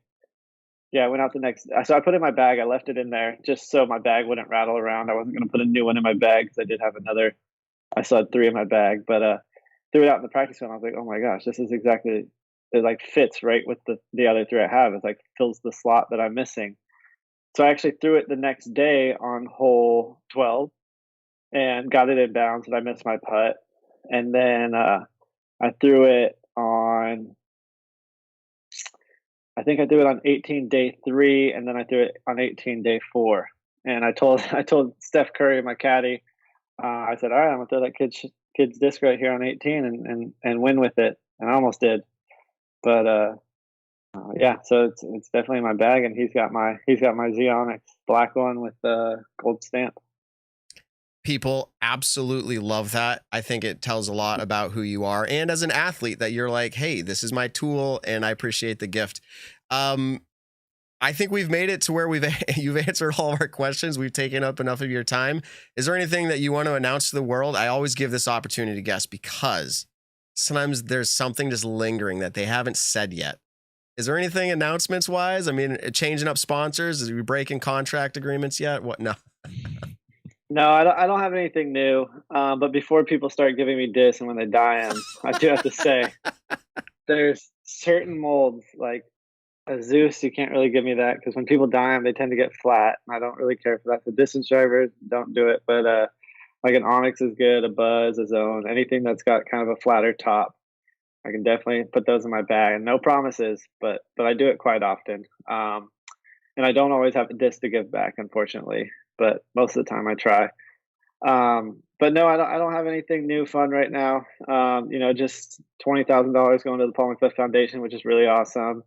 And then I got this last tournament right here, which I think there might only be 2 of us, maybe 3, that if we win it, will eclipse $100,000 earning for the year. So Kind of I think wild. that's me, Ricky, and I don't know where Eagle sits, but I can see he'd be the only one probably at that 70,000 mark. Mhm. Wow. So You set Yeah, a lot so of that'd you set a lot of standards for yourself. You set a lot of benchmarks for the sport. You are doing everything you've ever dreamed of. I feel like, well, maybe not. You haven't reached all of them yet, but you're doing a lot. We thank you so much for coming on the show. We're here watching as you get to compete in the Disc Golf Pro Tour finale. That is epic. And thanks again for your time, Paul. no problem. Thanks for having me, guys. All right. Good luck, my dude. Peace out. All right, everybody. Paul McBeth. If you didn't know who he was, what are you doing on our show? Anything stand out to you, They're coming to learn. Nick or Evan? Anything stand out to you about that? I'll let Evan go ahead. All right, what do you got? I gotta say, your brother Josh did such an amazing job running a 100-mile marathon to raise money for the Paul McBeth Foundation.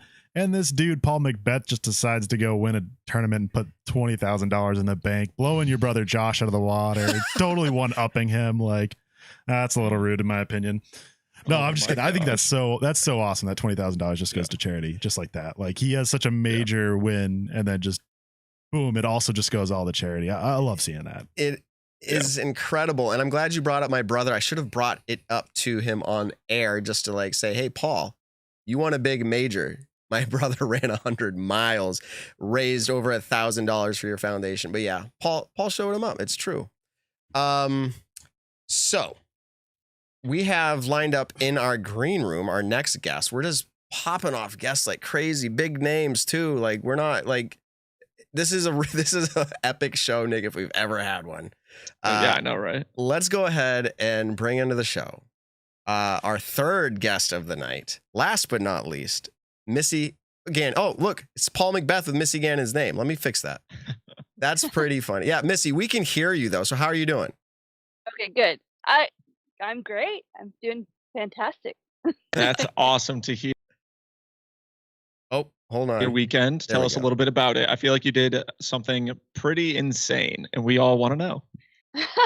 Well, yeah, I am your first ever Throw Pink Women's Disc Golf Champion. So, yes, that's a pretty big deal, and yeah, I'm just so honored. Yeah, that's awesome. There was such like, it's USDGC weekend, and then now it's the Throw Pink, Women's Disc Golf Championships, and I heard a lot of people saying this to where this tournament for the women was not a major. For people who don't know, it wasn't two majors being played at the same time. It was actually, I'm pretty sure, just considered an A tier, correct? Mm-hmm. That's right, yeah. From what I heard, how the event was ran and everything that went into it, a lot of players and a lot of spectators are saying this feels exactly like I'm watching a major on the women's side of it. And I think that's a really incredible thing, is because a lot of times this year we have looked at how the PDGA has ran tournaments, and there's been a lot of scrutiny and a lot of, bad taste with certain things. And, that kind of goes back also to the United States Women's Disc Golf Championships out in California. There were things that happened out there that you probably think wouldn't happen at a major event. And so for the team to go out and for the team to go out and be able to put on an event like this for the women, it was very, very cool to see. I love the separate streaming ideas. So, I mean, congratulations. That's an incredible feeling. So now tell us, we were just talking to Paul about his mindset going into the final round. Tell us about your mindset just going through the tournament in general, but specifically towards the end of it, the final round. Yeah, I mean, I'm sure, he said it. He set himself up in a good position. I was in the lead going into the final round. It was only by one stroke. So anything can happen out there. And, a lot of strokes can be given and taken at any time on any given hole. So for me, it was just do more of the same, that I was doing in the previous rounds. I shot 1 over par the first 2 rounds, except I was under par going into hole 17 every single round. So, I knew that if I could just overcome hole 17, which we all know about and we all talk about, that I was going to be fine. So part of my success in round 3 was not only did I shoot a pretty hot round at 4 under par, but I finally walked away with the par on hole 17 and finished out clean. So that just put me in the best possible situation going into the final round, just being up by 1 stroke, knowing that pretty much only 1 hole was giving me trouble every other round. So again, if I can just play my game through every hole before hole 17 and just try to minimize the strokes on hole 17, that I felt pretty comfortable with, the potential outcome of me taking it down. Mm-hmm. Now, for people listening to the show right now and people listening to it post-production, the walk from if you don't know, the walk from hole 16's basket to 17's tee pad is a pretty long walk. It's just up this little uphill road the whole time, but it gives you a lot of time to think about, okay, I'm going into the treacherous hole 17. It's an island. It's got specific rules on how it needs to be played. How was that walk for you going up that? Yeah, I mean, it's one of those things where it's like, we were kind of joking about it, Tom and I actually, like, oh, I wonder why they don't have like a shuttle bringing us up to hole 17 from hole 16. But I'm like, it's because this is how they want it to be. You know, they want you to have that time to think about, you know, hole 17 and what it could mean for your tournament. And so it's actually really cool. I think it's another one of those things that you always hear about with USDGC, and so it's kind of just become one of those things that everybody, the players, the spectators, the people watching from home, are all probably feeling as well. You know, like, especially, you know, we had a huge gallery, even the women had a huge gallery, and so just having everybody sort of, you know, trucking up that hill with us, yeah, it just adds something else to it. And I think it's actually pretty cool. And it's just an amazing little time to to be walking up that hill. But yeah. Yeah, from the perspective of a fan, this event seemed much larger. Nick was alluding to that. It seems larger than just another A tier. Did you agree with that feeling? Does this win feel bigger to you than another win this season? Where does it rank for you? Yeah, I mean, it feels, I think, from what I've seen too, from comments and things like that, I think a lot of people did think that I just won my first major title. So although it technically was not that, I think that everybody understands the difficulty of Winthrop, the you know, how iconic that course is, and USDGC is. And so I think what comes along with this event, with the Throw Pink event specifically, was that it basically was run by a lot of the same people, and they also had practice with it last year, running what was a major in the women's national championships there. So it basically was identical to that. And so just because it was an A tier, I don't think I think it still set itself apart from any other A tier. I think it still was very much on par with many of the Elite Series events that we've seen this year. And you know, I know for one that my sponsors felt like, you know, this was a major win for me. So I think from most people's perspectives, including mine, it does feel like a very big milestone in my career. That's great. Now, I just want to say, ahead. I even found myself, and if I'm being honest, I know what the tournament was, the Throw Pink Championship, but I was like, she just did it. She just won the U.S. champ, you know, like it was even in my mind. And I'm like, wait, calm down. Like, it's a big win. She did the same competition on the same course. It's just not quite that title. But I think you feeling the way you're feeling, it's totally, I think I agree with it, understand it. It's what your experience is, and it's what a lot of people experienced watching it. Now I'm going to move on because we're right up against the Disc Golf Pro Tour finale. You just won a great big event. Does anything feel off with your game? Are you changing anything, working on anything, or are you just happy with your game right now? I'm very happy with my game right now. I mean, I think honestly it comes down to the decision making aspect of disc golf for me. It's like sometimes I just have too many I don't know, I'm a little too indecisive on what I should throw or how I should throw it, or whatever, but I know that I can execute every shot that I feel like I have, or that I even need for, say, a course like Hornet's Nest. So it's just having a solid game plan and just trying not to question myself too much. So honestly, I feel really good going into this weekend. I did play the Clash, which was held at Hornet's Nest the week before the women's national champion, or sorry, the Throw Pink Women's Disc Golf Championships.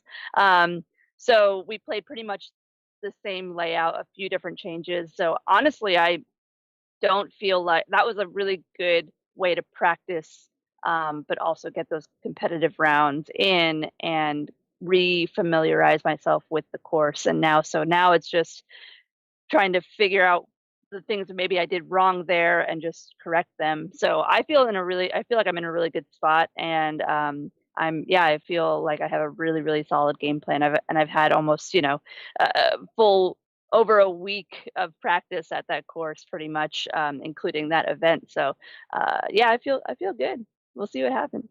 That's awesome. One of the things that we've kind of consistently talked about throughout the show is just the amount of money that people have been making lately, and then also tournament winnings and stuff like that. Nick, hold on. We lined up a stat or fiction. We lined up on this side. We want Evan to do a stat or fiction on this Missy stat. I knew where you were going. That's exactly. I was going to ask Evan if he would give the stat or fiction for Do you want me to bring it up as stat or fiction to Missy? Yes, stat or fiction to Missy. So he's going to give you a statement, Missy. I don't know if you've seen this game. He's going to give you a statement, and you have to decide if it's a stat or if it's a fiction. All right, Evan, give it to her. Right. Okay. All right. You, Missy Gannon, have earned more cash in 2021 than every other year of your career combined. Stat. I actually just looked at that today. She cheated. Perfect. I didn't know you were going to answer that. Oh, that's awesome. So what does that mean to you? Yeah. I mean, it's amazing, but I have to give a shout out to the entire Disc Golf Pro Tour, because that was basically the main part of my tour this year, and the national tour, or the majors and everything, because the payouts have just become just so incredibly huge. And it's not, I mean, I did still have my best year yet in terms of finishes, but I just think that it's a combination of me playing consistently, but also the tour just stepping up and having so much added cash, so many sponsors, and it's crazy to think about that, and I think it's like it kind of what I made this year so far is probably blew my other years out of the water by like a lot. So it's really crazy. I don't know what to say. It's a really cool time to be in the sport, and it's only getting bigger. So it's awesome for all of us. Yeah, it's definitely a good time to kick some ass at these tournaments like you have been doing all year. Definitely good time. And so you're coming up on the last big event of the year. Is it the off season for you after that? What's kind of your plan? Yeah, I think I thought about playing a couple of other events, but honestly, at this point, it's going to be nice to just sort of be done for a little while.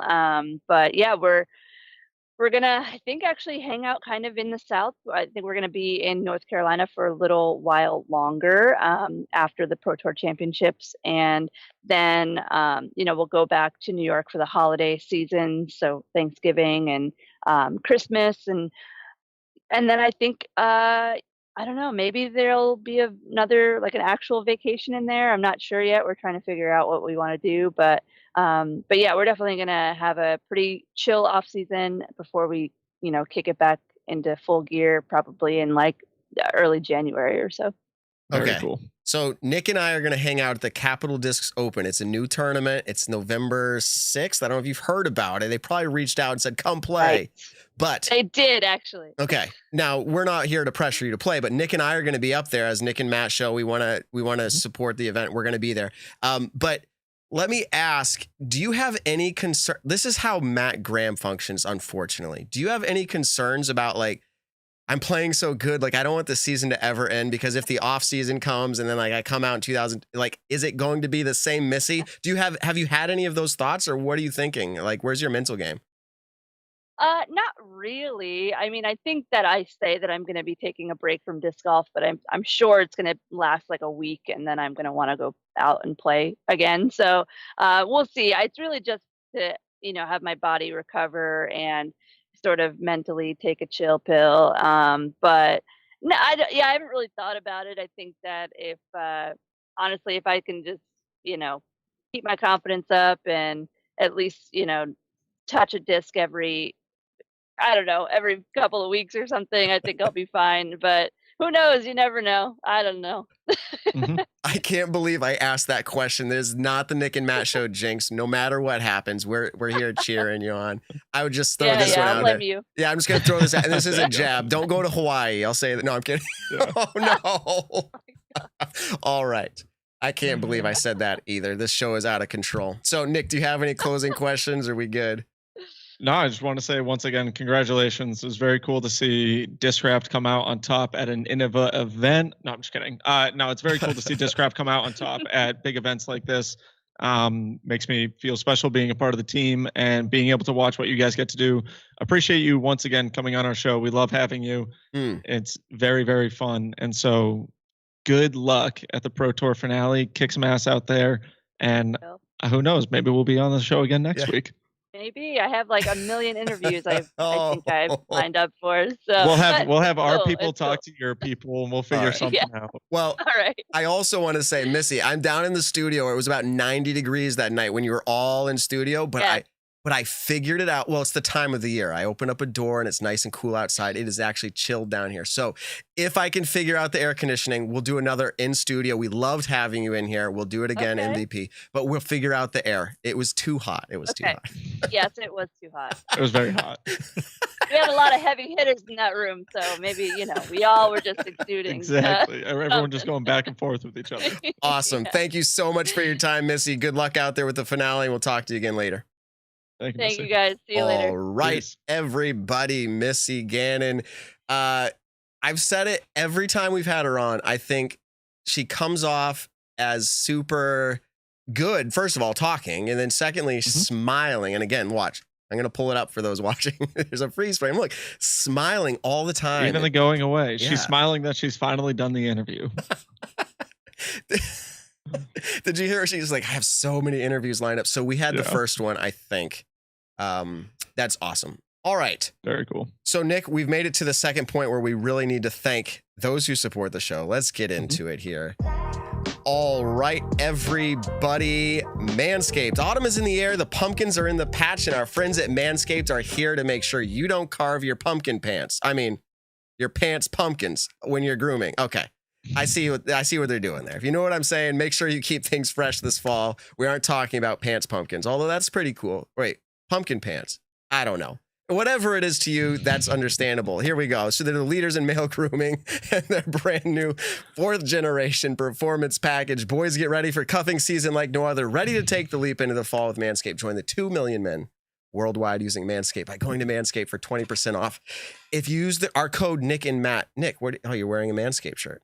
I'm wearing the Manscaped shirt. If you go to manscaped.com, 20% off using the code Nick and Matt, as you see it on the screen, including shipping. Nick, there's a lot of great details here that I'll read, but like, what's your favorite and why are you using it?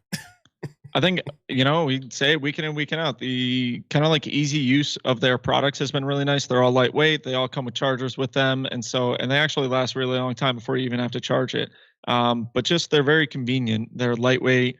They have lights on them, and they work really well. I think that's the biggest thing you can take away from it is they work well. We back their products. We love it. And then same thing with people. If you are using our code, shoot us a message of it. We want to see it. Matt and I have gotten countless messages of people sending us saying, hey, we just bought it. Free shipping, 20% off your order. It's an incredible deal. And then they say, now pay the men, meaning like they bought it. So hopefully we get supported, and we do get supported. So thank you for that. Nick, I'm still laughing about pumpkin pants. I think I need to go get some pumpkin pants. All right.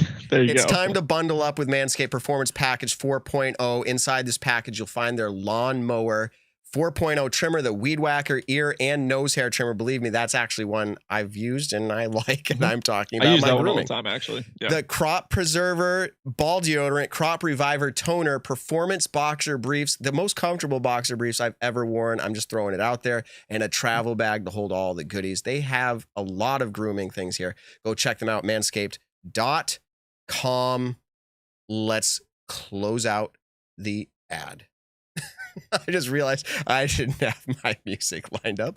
So that's how I did it. I said, let's close out the ad. We'll close it out. There you All go. right, Evan, having you in studio is so helpful to us. Someone asked, because my brother finished 100 miles and he raised $1,000. What's that per mile? I mean, can you do the math? Cash per mile? Yeah. What is that? I'm going to go with $10 there. I hope that's right. He's like, Matt, what do you take me for? Oh, there's Missy again. Sorry, I'm doing that every time. I'll let computers do that work for me too. I don't need to do it in my head.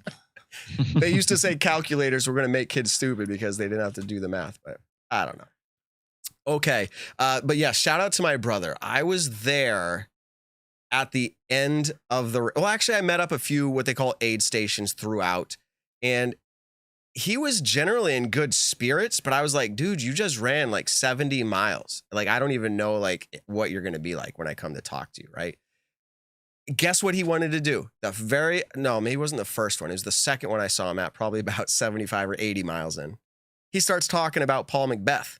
He's like, can you believe like this went down that? I checked on my phone while I'm running. And I'm like, wow, dude was into it. I'm getting text messages. Yeah. Paul McBeth in a playoff, huh? And I'm like, dude, you're running 100 miles. And like, how are you even like thinking about disc golf? That's how much he's trained for it. And thank you to everybody who listens here, who participated in supporting that fundraiser. He did meet his goal. Nick, I think you were probably following along a little bit with stories and whatnot. You ready to do a 100-miler? Absolutely not. I'd actually be curious to see how far I could run. And obviously you're not running as hard as you can. Like you're pacing yourself, clearly. I'm curious to see how far with pacing myself I could even run before mentally I just break down, or even physically just break down. And so I have been running lately, and I'm going to start pushing myself. Actually, I'm getting to the point to where I want to push it, instead of 1.5 miles or 2 miles, I want to try to get up to 2.5 or 3 miles. And so, yeah, I'm just curious to see what's going to happen throughout the off season. But 100 miles, I can't even fathom that. I remember watching like your Facebook post, your whole family, because we're friends with all your family on Facebook, and just seeing the numerous posts about it. And I'm like, this is absolutely insane. And then did you take the video? Which one? Someone took a video of Josh running in the final. Yes, I put together a little something of him at the end running in. Yeah. And I was just like, holy, because he even said on the podcast, he was like, I don't know if I'm going to be able to complete it. And then to see him go and complete that was pretty sick. Yeah, it's epic, and it was really inspirational. And I record another show with him, and we'll see if it happens tomorrow. I saw he took the day off from work, very smart, of course, and he sat down to watch. He sat down to watch USDGC, the post-produced of the live coverage. Now, we're actually not on purpose. I just did the transition there because that's where we're going. Nick, there was, unfortunately, I'm going to give a little rant here. Unfortunately, due to technical difficulties outside of the control, and I'm going to do an asterisk to this, outside of the control of anything that was reasonable at this point in disc golf history, they had glitches of like internet not being available out in Milwaukee, which is where they produced the show. And then possibly, and Jeff Springs sent out an email to Disc Golf Pro Tour fans and those who subscribed. I think that's really where it went. Those who subscribed to the Disc Golf Network, saying that there might have been some other, I don't want to call it a glitch, but a way that Vimeo, their streaming software provider, handles when a spike in viewers come during the live stream. And it seems as if it's possible that spike also cut out because it was right there near the end of the event. And it was getting really exciting. If Paul hits us, he wins. If he birdies, it pushes to a playoff. And it seems as if Vimeo, I'm speculating because of the email we saw, might have had some restriction to some people getting bumped out or not people getting in, something along those lines, to where they experienced right at the end, right before like Paul's putting out, like maybe cutting out, and then it was cut out, and some people didn't get it back till after the playoff. My experience was it cut out for a little bit right near the end of the final hole, and I'm like, oh great, we're not going to see how this finishes out. It came back for me, and then I saw pretty much from the playoff on all the way out, no issue. I want to say this in my rant. This is me. This is Matt Graham. This is not like, I'm not saying your opinion's stupid, but I'm going to say right now, I am sick of it. I am so sick of it. Like, I don't know. There's no perspective in most of these comments that people have. This is not how you grow the sport. This is horrible. Like, we need Jomez. That's the only way. YouTube's the only way. Innova hates the sport. This is the worst thing. It just proves how bad live streaming is. And I want to tell you something. You're all wrong. Like, that's my opinion. That's my opinion. You're all wrong. And I can see the chat's going to start to blow up here in a minute. But I want to say the growing of the sport does not have to be done, number one, in a specific way. I think, and this is me, I'm not saying the only way. One of the ways is to take one of our premier events and to put a lot of money into it that is received through live streaming, make it prestigious, make it special. Honestly, it is what it is. Not everybody even got to see this event because they chose not to pay to watch it, and that's their choice. But I don't like when they complain because they chose not to watch it, that they don't get to watch it, and we don't get to watch it for a month. You could have paid, you could have watched it. Yeah. That's where I'm at with it. Like, one last thing. One last thing. You could have paid, you could have watched it, and those saying it was only live. Live is not growing the sport, or pay-per-view is not growing the sport. Again, this is one way to do it. It doesn't have to be every event. We had Disc Golf Network all year provide us free the final round coverage. Free. Disc Golf Network. People who were calling out Disc Golf Network, you're wrong, number one. This was not their event. They signed a contract after the season has started to say, we want that event so we can help out our Disc Golf Network listeners and subscribers get extra content at a cheaper rate than what Innova would have had it out there for. Disc Golf Network's not the issue here. I applaud Disc Golf Network for getting that for us. Okay. The other thing is you could watch the event post-produced. And everyone's like, really?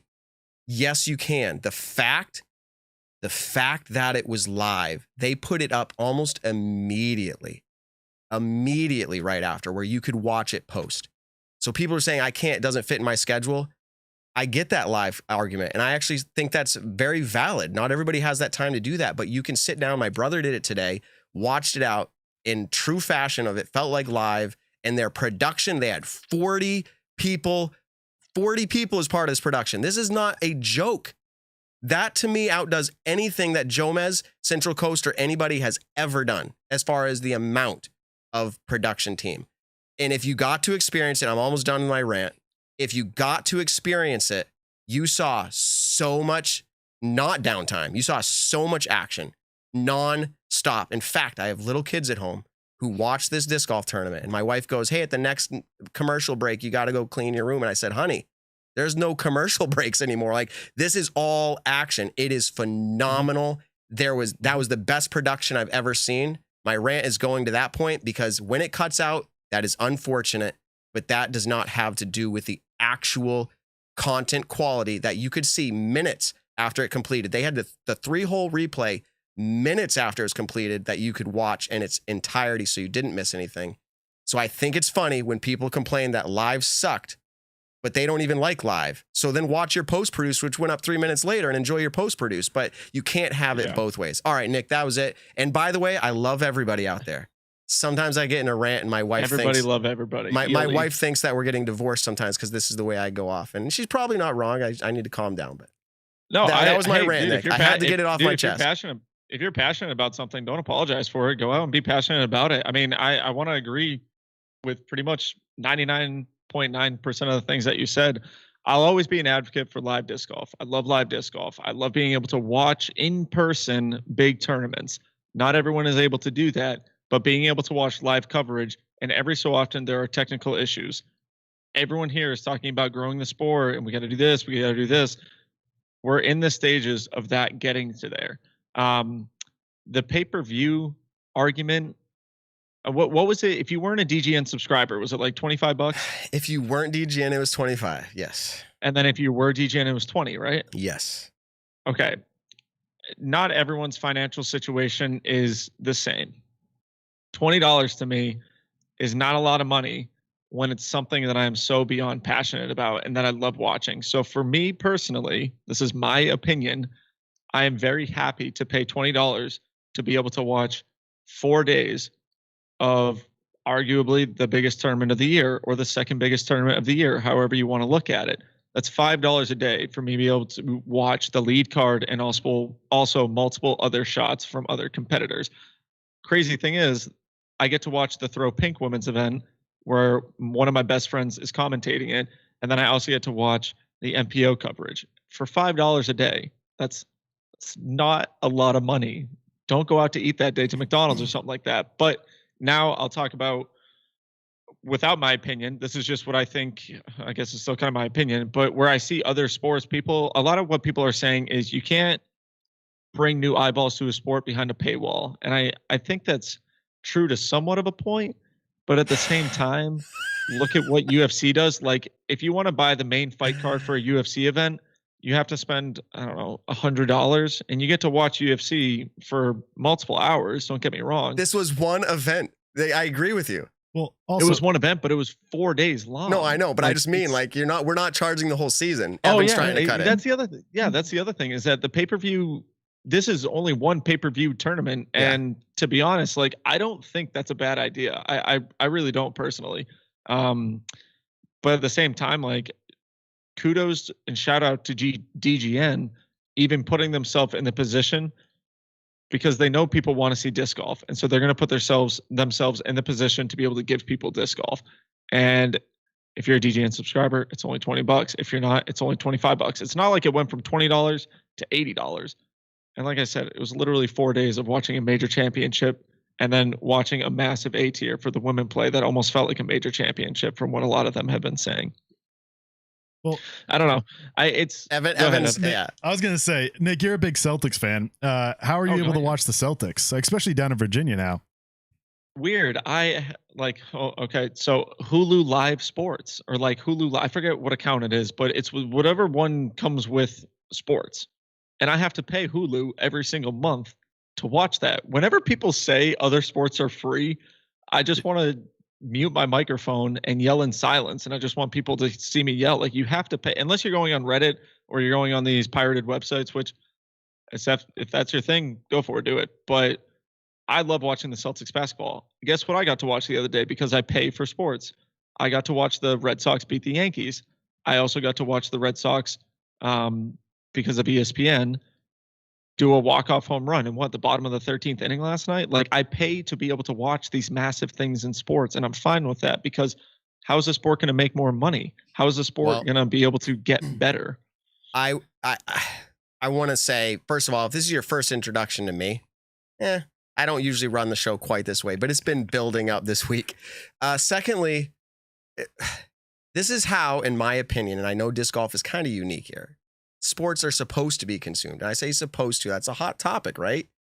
I think that's typically how it is. So then people finally are buying into, or maybe they didn't, I'm going to go ahead and give this a try live, and then it glitches out. I get where the frustration comes from, but would you have been supportive? I'm saying you, to those who are really upset, would you have been supportive of this live broadcast had it not had the glitches? You would have said, oh, this was the best thing I've ever seen?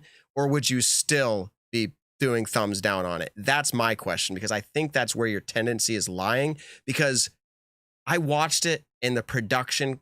I'll say it again. It's not perfect. It's still a new sport and new growth, but it was really good. And hey, look what I'm wearing. The DGN hat. So I will just say this. If people, I see comments, all different comments coming in here talking about money. I will give you my one last opinion here is, do I think that pay-per-view is best for exposure for the sport? No. There. You heard me say it, but that's not what we're talking about. If someone said, Matt, we're doing pay-per-view the whole season, I probably wouldn't think that was a good idea. I'd be against that. And someone just commented saying, like, hey, imagine if you pay for the whole regular season and then the Super Bowl is pay-per-view. I get what you're saying with that. Like, I truly do. This was something that Innova decided to do. And what did Jonathan say last week? They did it for like a 2-year. They're giving it a go for 2 years. Last year was the first year, and then this year was the second year. So next year's USDGC might not be pay-per-view. They could look at this and say, you know what? If we work out a deal, I'm just speculating. If we work out a deal with DGN, all these subscribers, they're already subscribed to it. And this is just more incentive to be subscribed with DGN, especially now that the Disc Golf Pro Tour is hosting all the Elite Series events. Like, there's trial and error right now, especially with disc golf in what is such a huge momentum year in our sport. It's almost like a trial and error thing. And I personally don't think USDGC next year will be pay-per-viewed. I don't think Worlds will be pay-per-viewed. I honestly think this will be the last pay-per-view event that disc golf ever had. All right. It's possible. It's possible because Disc Golf Network is going to probably try to make some deal. Exactly. But we got to wrap up that conversation. I think it's going to be beating a dead horse. That being said, I would just like to see there be less and you're going to say, well, Matt, you just ranted for 15 minutes. But I would like to see there be less of this animosity or just negative added towards things like the quality sucked. It's the worst thing ever. They're just money grabbing and blah, blah, blah. I'm like, this is a community I'm part of. I'm going to get a little bit sensitive here, people. This is Matt Graham again. This is me. This is our show. I went to a church for a long time. And now there's going to be people that are like, oh, now we're talking. I agree with Matt here. I felt like people treated people like poop there too. And it really bothered me. I'm like, what kind of community am I associating myself with, right?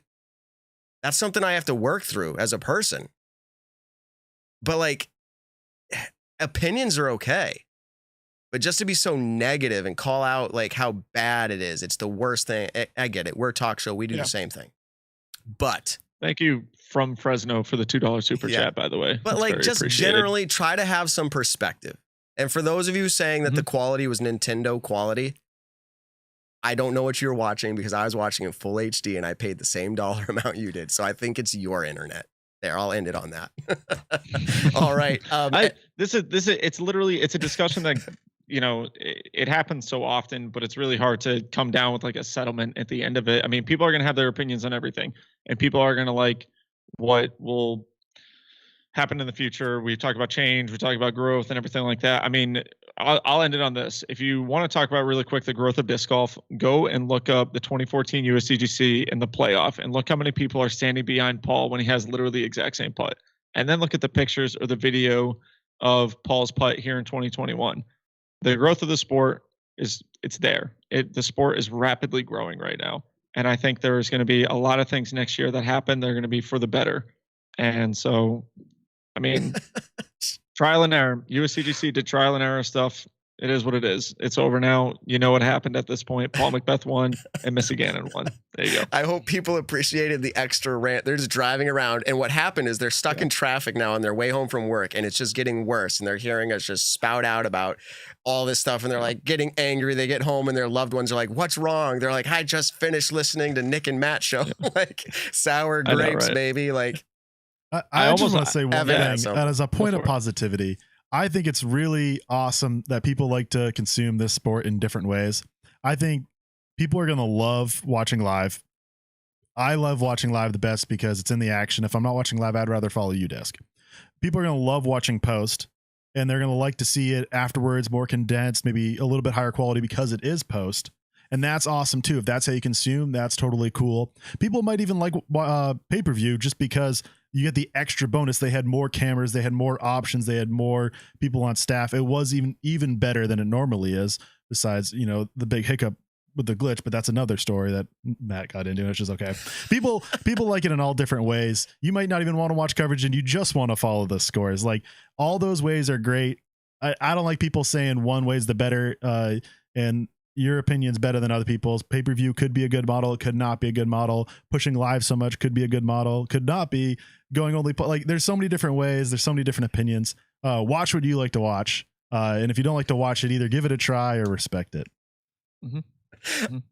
I first of all, I love that Evan's in studio and can say these things because it helps be it's not just Nick and Matt being the way we are. I think he's a good common sense. No kidding. But then someone said, my wife walked in, I'm assuming into the room where he is, and asked why I was typing so loud. So he's in the chat really getting active. I want to say this. I got really, and this is part of me, and if you've listened to the show for a long time, when I said originally to my wife, I'm going to start a podcast, she's like, oh no. She's like, that is your personality. Does anybody else watch sports talk? Now, I'm not doing this on purpose. But I always said sports talk is there to rile up the fans. They say the stupidest stuff. That's not even a word. The most stupid stuff. And I'm like, they're doing it because I want to call in and scream at them. I didn't do it on purpose. It's part of my nature. I apologize if it offended you, but it needed to be said because it was just building up in me that I'm like, there's more perspective than yours and there's more perspective than mine. I want to support all types of growth in disc golf, including pay-per-view. That's fine. In fact, I saw somebody, this is the craziest thing. I need to get off this topic. The craziest thing was, I want to see a line item of how Innova is spending this money before I support. And I'm like, this sport, disc golf, is crazy. Like, I don't care where the money goes. If it goes to buying the guy his first mansion, I don't care at all, because is the quality of what I paid for what I paid for? Like, am I getting what I expected? And I get that's some people's issue with how the live ended up being. There were some glitches. They missed some things. And guess what? Disc Golf Network is going to try to make that right. They sent out an email, respond to that. I'm not telling you what they're doing. I don't know, but they're going to try. So like all around, guys, this season has been the most talked about everything. Like from me at the beginning of the season, calling out Ezra, like, is that a fluke, to now, like, we're here with talking drama of Disc Golf Network. Yeah, I know, right? Austin Funk, thank you as well for the $5 super chat. It's appreciated. Yeah. Yeah. I mean, like I said, it's tough to, I don't know. It's tough to even end the conversation because you could say 1,000 things about it. But I got a wild stat for you if you want. All right. We don't even know the numbers on how many people, because that might be behind lock and key. But all right, go ahead, Evan. Did you know that Paul McBeth lost his 7 previous playoff appearances before winning this weekend? So I did see that stat. I didn't know it was 7. Because what was his last playoff win? It was against Schustrick at like Beaver State. Yep, 2015. Yeah, and then because I remember, I was thinking it was 2014 when he beat Ricky in the playoff at Worlds. And then I was trying to think in my head, I'm like, okay, how many times has a playoff occurred since then? And then I remember Beaver State Fling. And then I'm pretty sure Beaver State Fling happened twice. Because didn't he lose in a playoff to Ricky at Beaver State? He won in 2015 in a playoff over Schustrick. He lost in 2017 in a playoff to Ricky. Yep. Also lost twice at the Hall of Fame Classic in a playoff. Once to Michael Johansson and the other time to Ricky. Just to name the other ones, Nick Hyde, he lost to Simon. Konopiste, he lost to Simon. And then twice to Ricky. Lost to Dickerson earlier this year at the Huck Central, and then lost at Worlds to James Conrad. So I know the Worlds was on his mind about losing in a playoff to Conrad, and kind of, like you said, kind of gotten taken from him. I don't know if Paul knew it was exactly 7 in a row, but I wonder if he knew that he had lost quite a few playoffs, or maybe not a streak, but a good amount in a row. It could have been on his mind. He just like, I want to make this putt in 18. I just want to be done. I want to win now. So now go back to 2015 when you get a chance. Go back to 2015, and then how many did he win in a row? Has he won any in a row? Whoa. Like, has it been multiple years in a row that he won playoffs? Like, let's say 2013, cool. 14, 15. He has only won back-to-back playoff appearances once. His first 2. Oh, which no, I'm just interested. Which, I mean, crazy. His first playoff win was over Philo. Really? At the 2008 Higher Flyers Memorial. Huh. That's funny. But yeah, then he won his next one at Shelly Sharp, lost to Eric McCabe, won, lost to Ulibarri, lost to Rico, lost to Schustrick twice in a row, beat Ricky, that was 2014 Worlds, lost to Schustrick at USDGC, then beat somebody at the Oklahoma Open. I don't have their name here. And then lost to Jeremy Coling at Memorial, and then we're back to Beaver State where he won. Pretty wild. Well, I've either removed people from our feed, as in like they unsubscribed, or they're subscribing because they agreed with me. It's polarizing the opinion I had. I get that. And I hope you can see I'm smiling, not because I pissed people off, because I'm like, what am I doing? I started a disc golf podcast, and then I'm just like screaming into a microphone, and then I'm like, okay, guys, if this happens once a year, I hope you can handle it. All right. Nick, we're gonna have some good happens more. Yeah. Nick just sat back. He's like, I can tell Matt's serious right now. When I started going off, he's like got his hands behind his head. Yeah, I'm just gonna start chilling right now. Once it hits 9 o'clock, that's usually when I start leaning back in the chair and I like move my stuff around just so I can, be more comfortable. All right. Next week we're gonna have a good show, I'm sure, because we're gonna try really hard to line up winners or interesting storylines, and I've got some topics lined up. Like, just think of this, maybe end out the show thinking about this till we get back together, based off of this year, and we still have one more event, but who are we too high on right now that will be a disappointment next year. So I remember this happening coming into this year.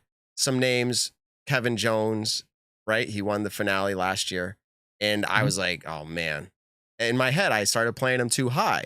And I don't feel like I think he played how he was supposed to this year, but like, I don't think he met what I was expecting, right? So then it seemed like he was way underperforming. And I'm like, what's wrong with Kevin Jones? But I think he's right where he needs to be right now. But so think through that. Like, what players are we too high on?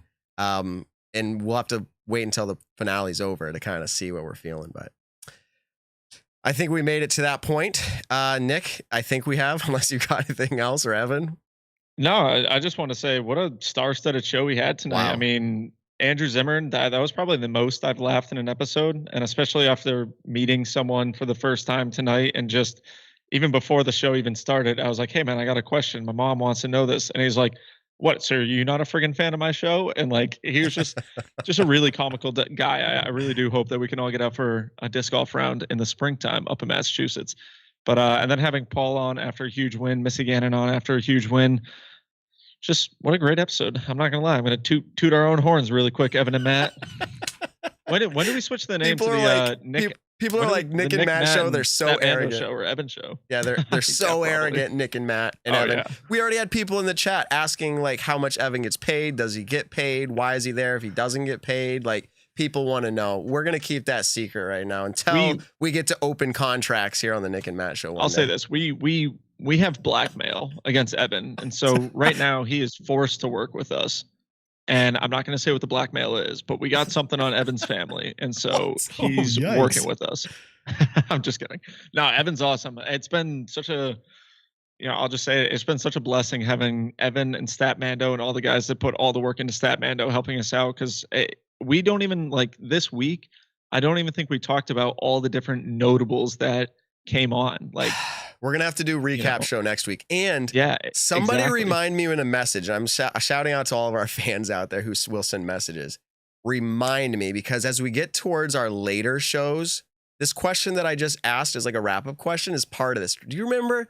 I think it was early in the season. Nick, we had a conversation who would win this year and who wouldn't, who would have some wins and who wouldn't.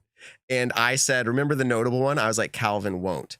Now, what's interesting is I wasn't that far off. Number one, we don't need to get in the topic. My point is, I want to go back through that list. Somebody sent me, I think, a timestamp of when we did that. I want to replay that at the end of the season and go, were we right? Were we wrong? How far off were we? That'd be really interesting. So, all right, Nick. Who did I say? Who did I say?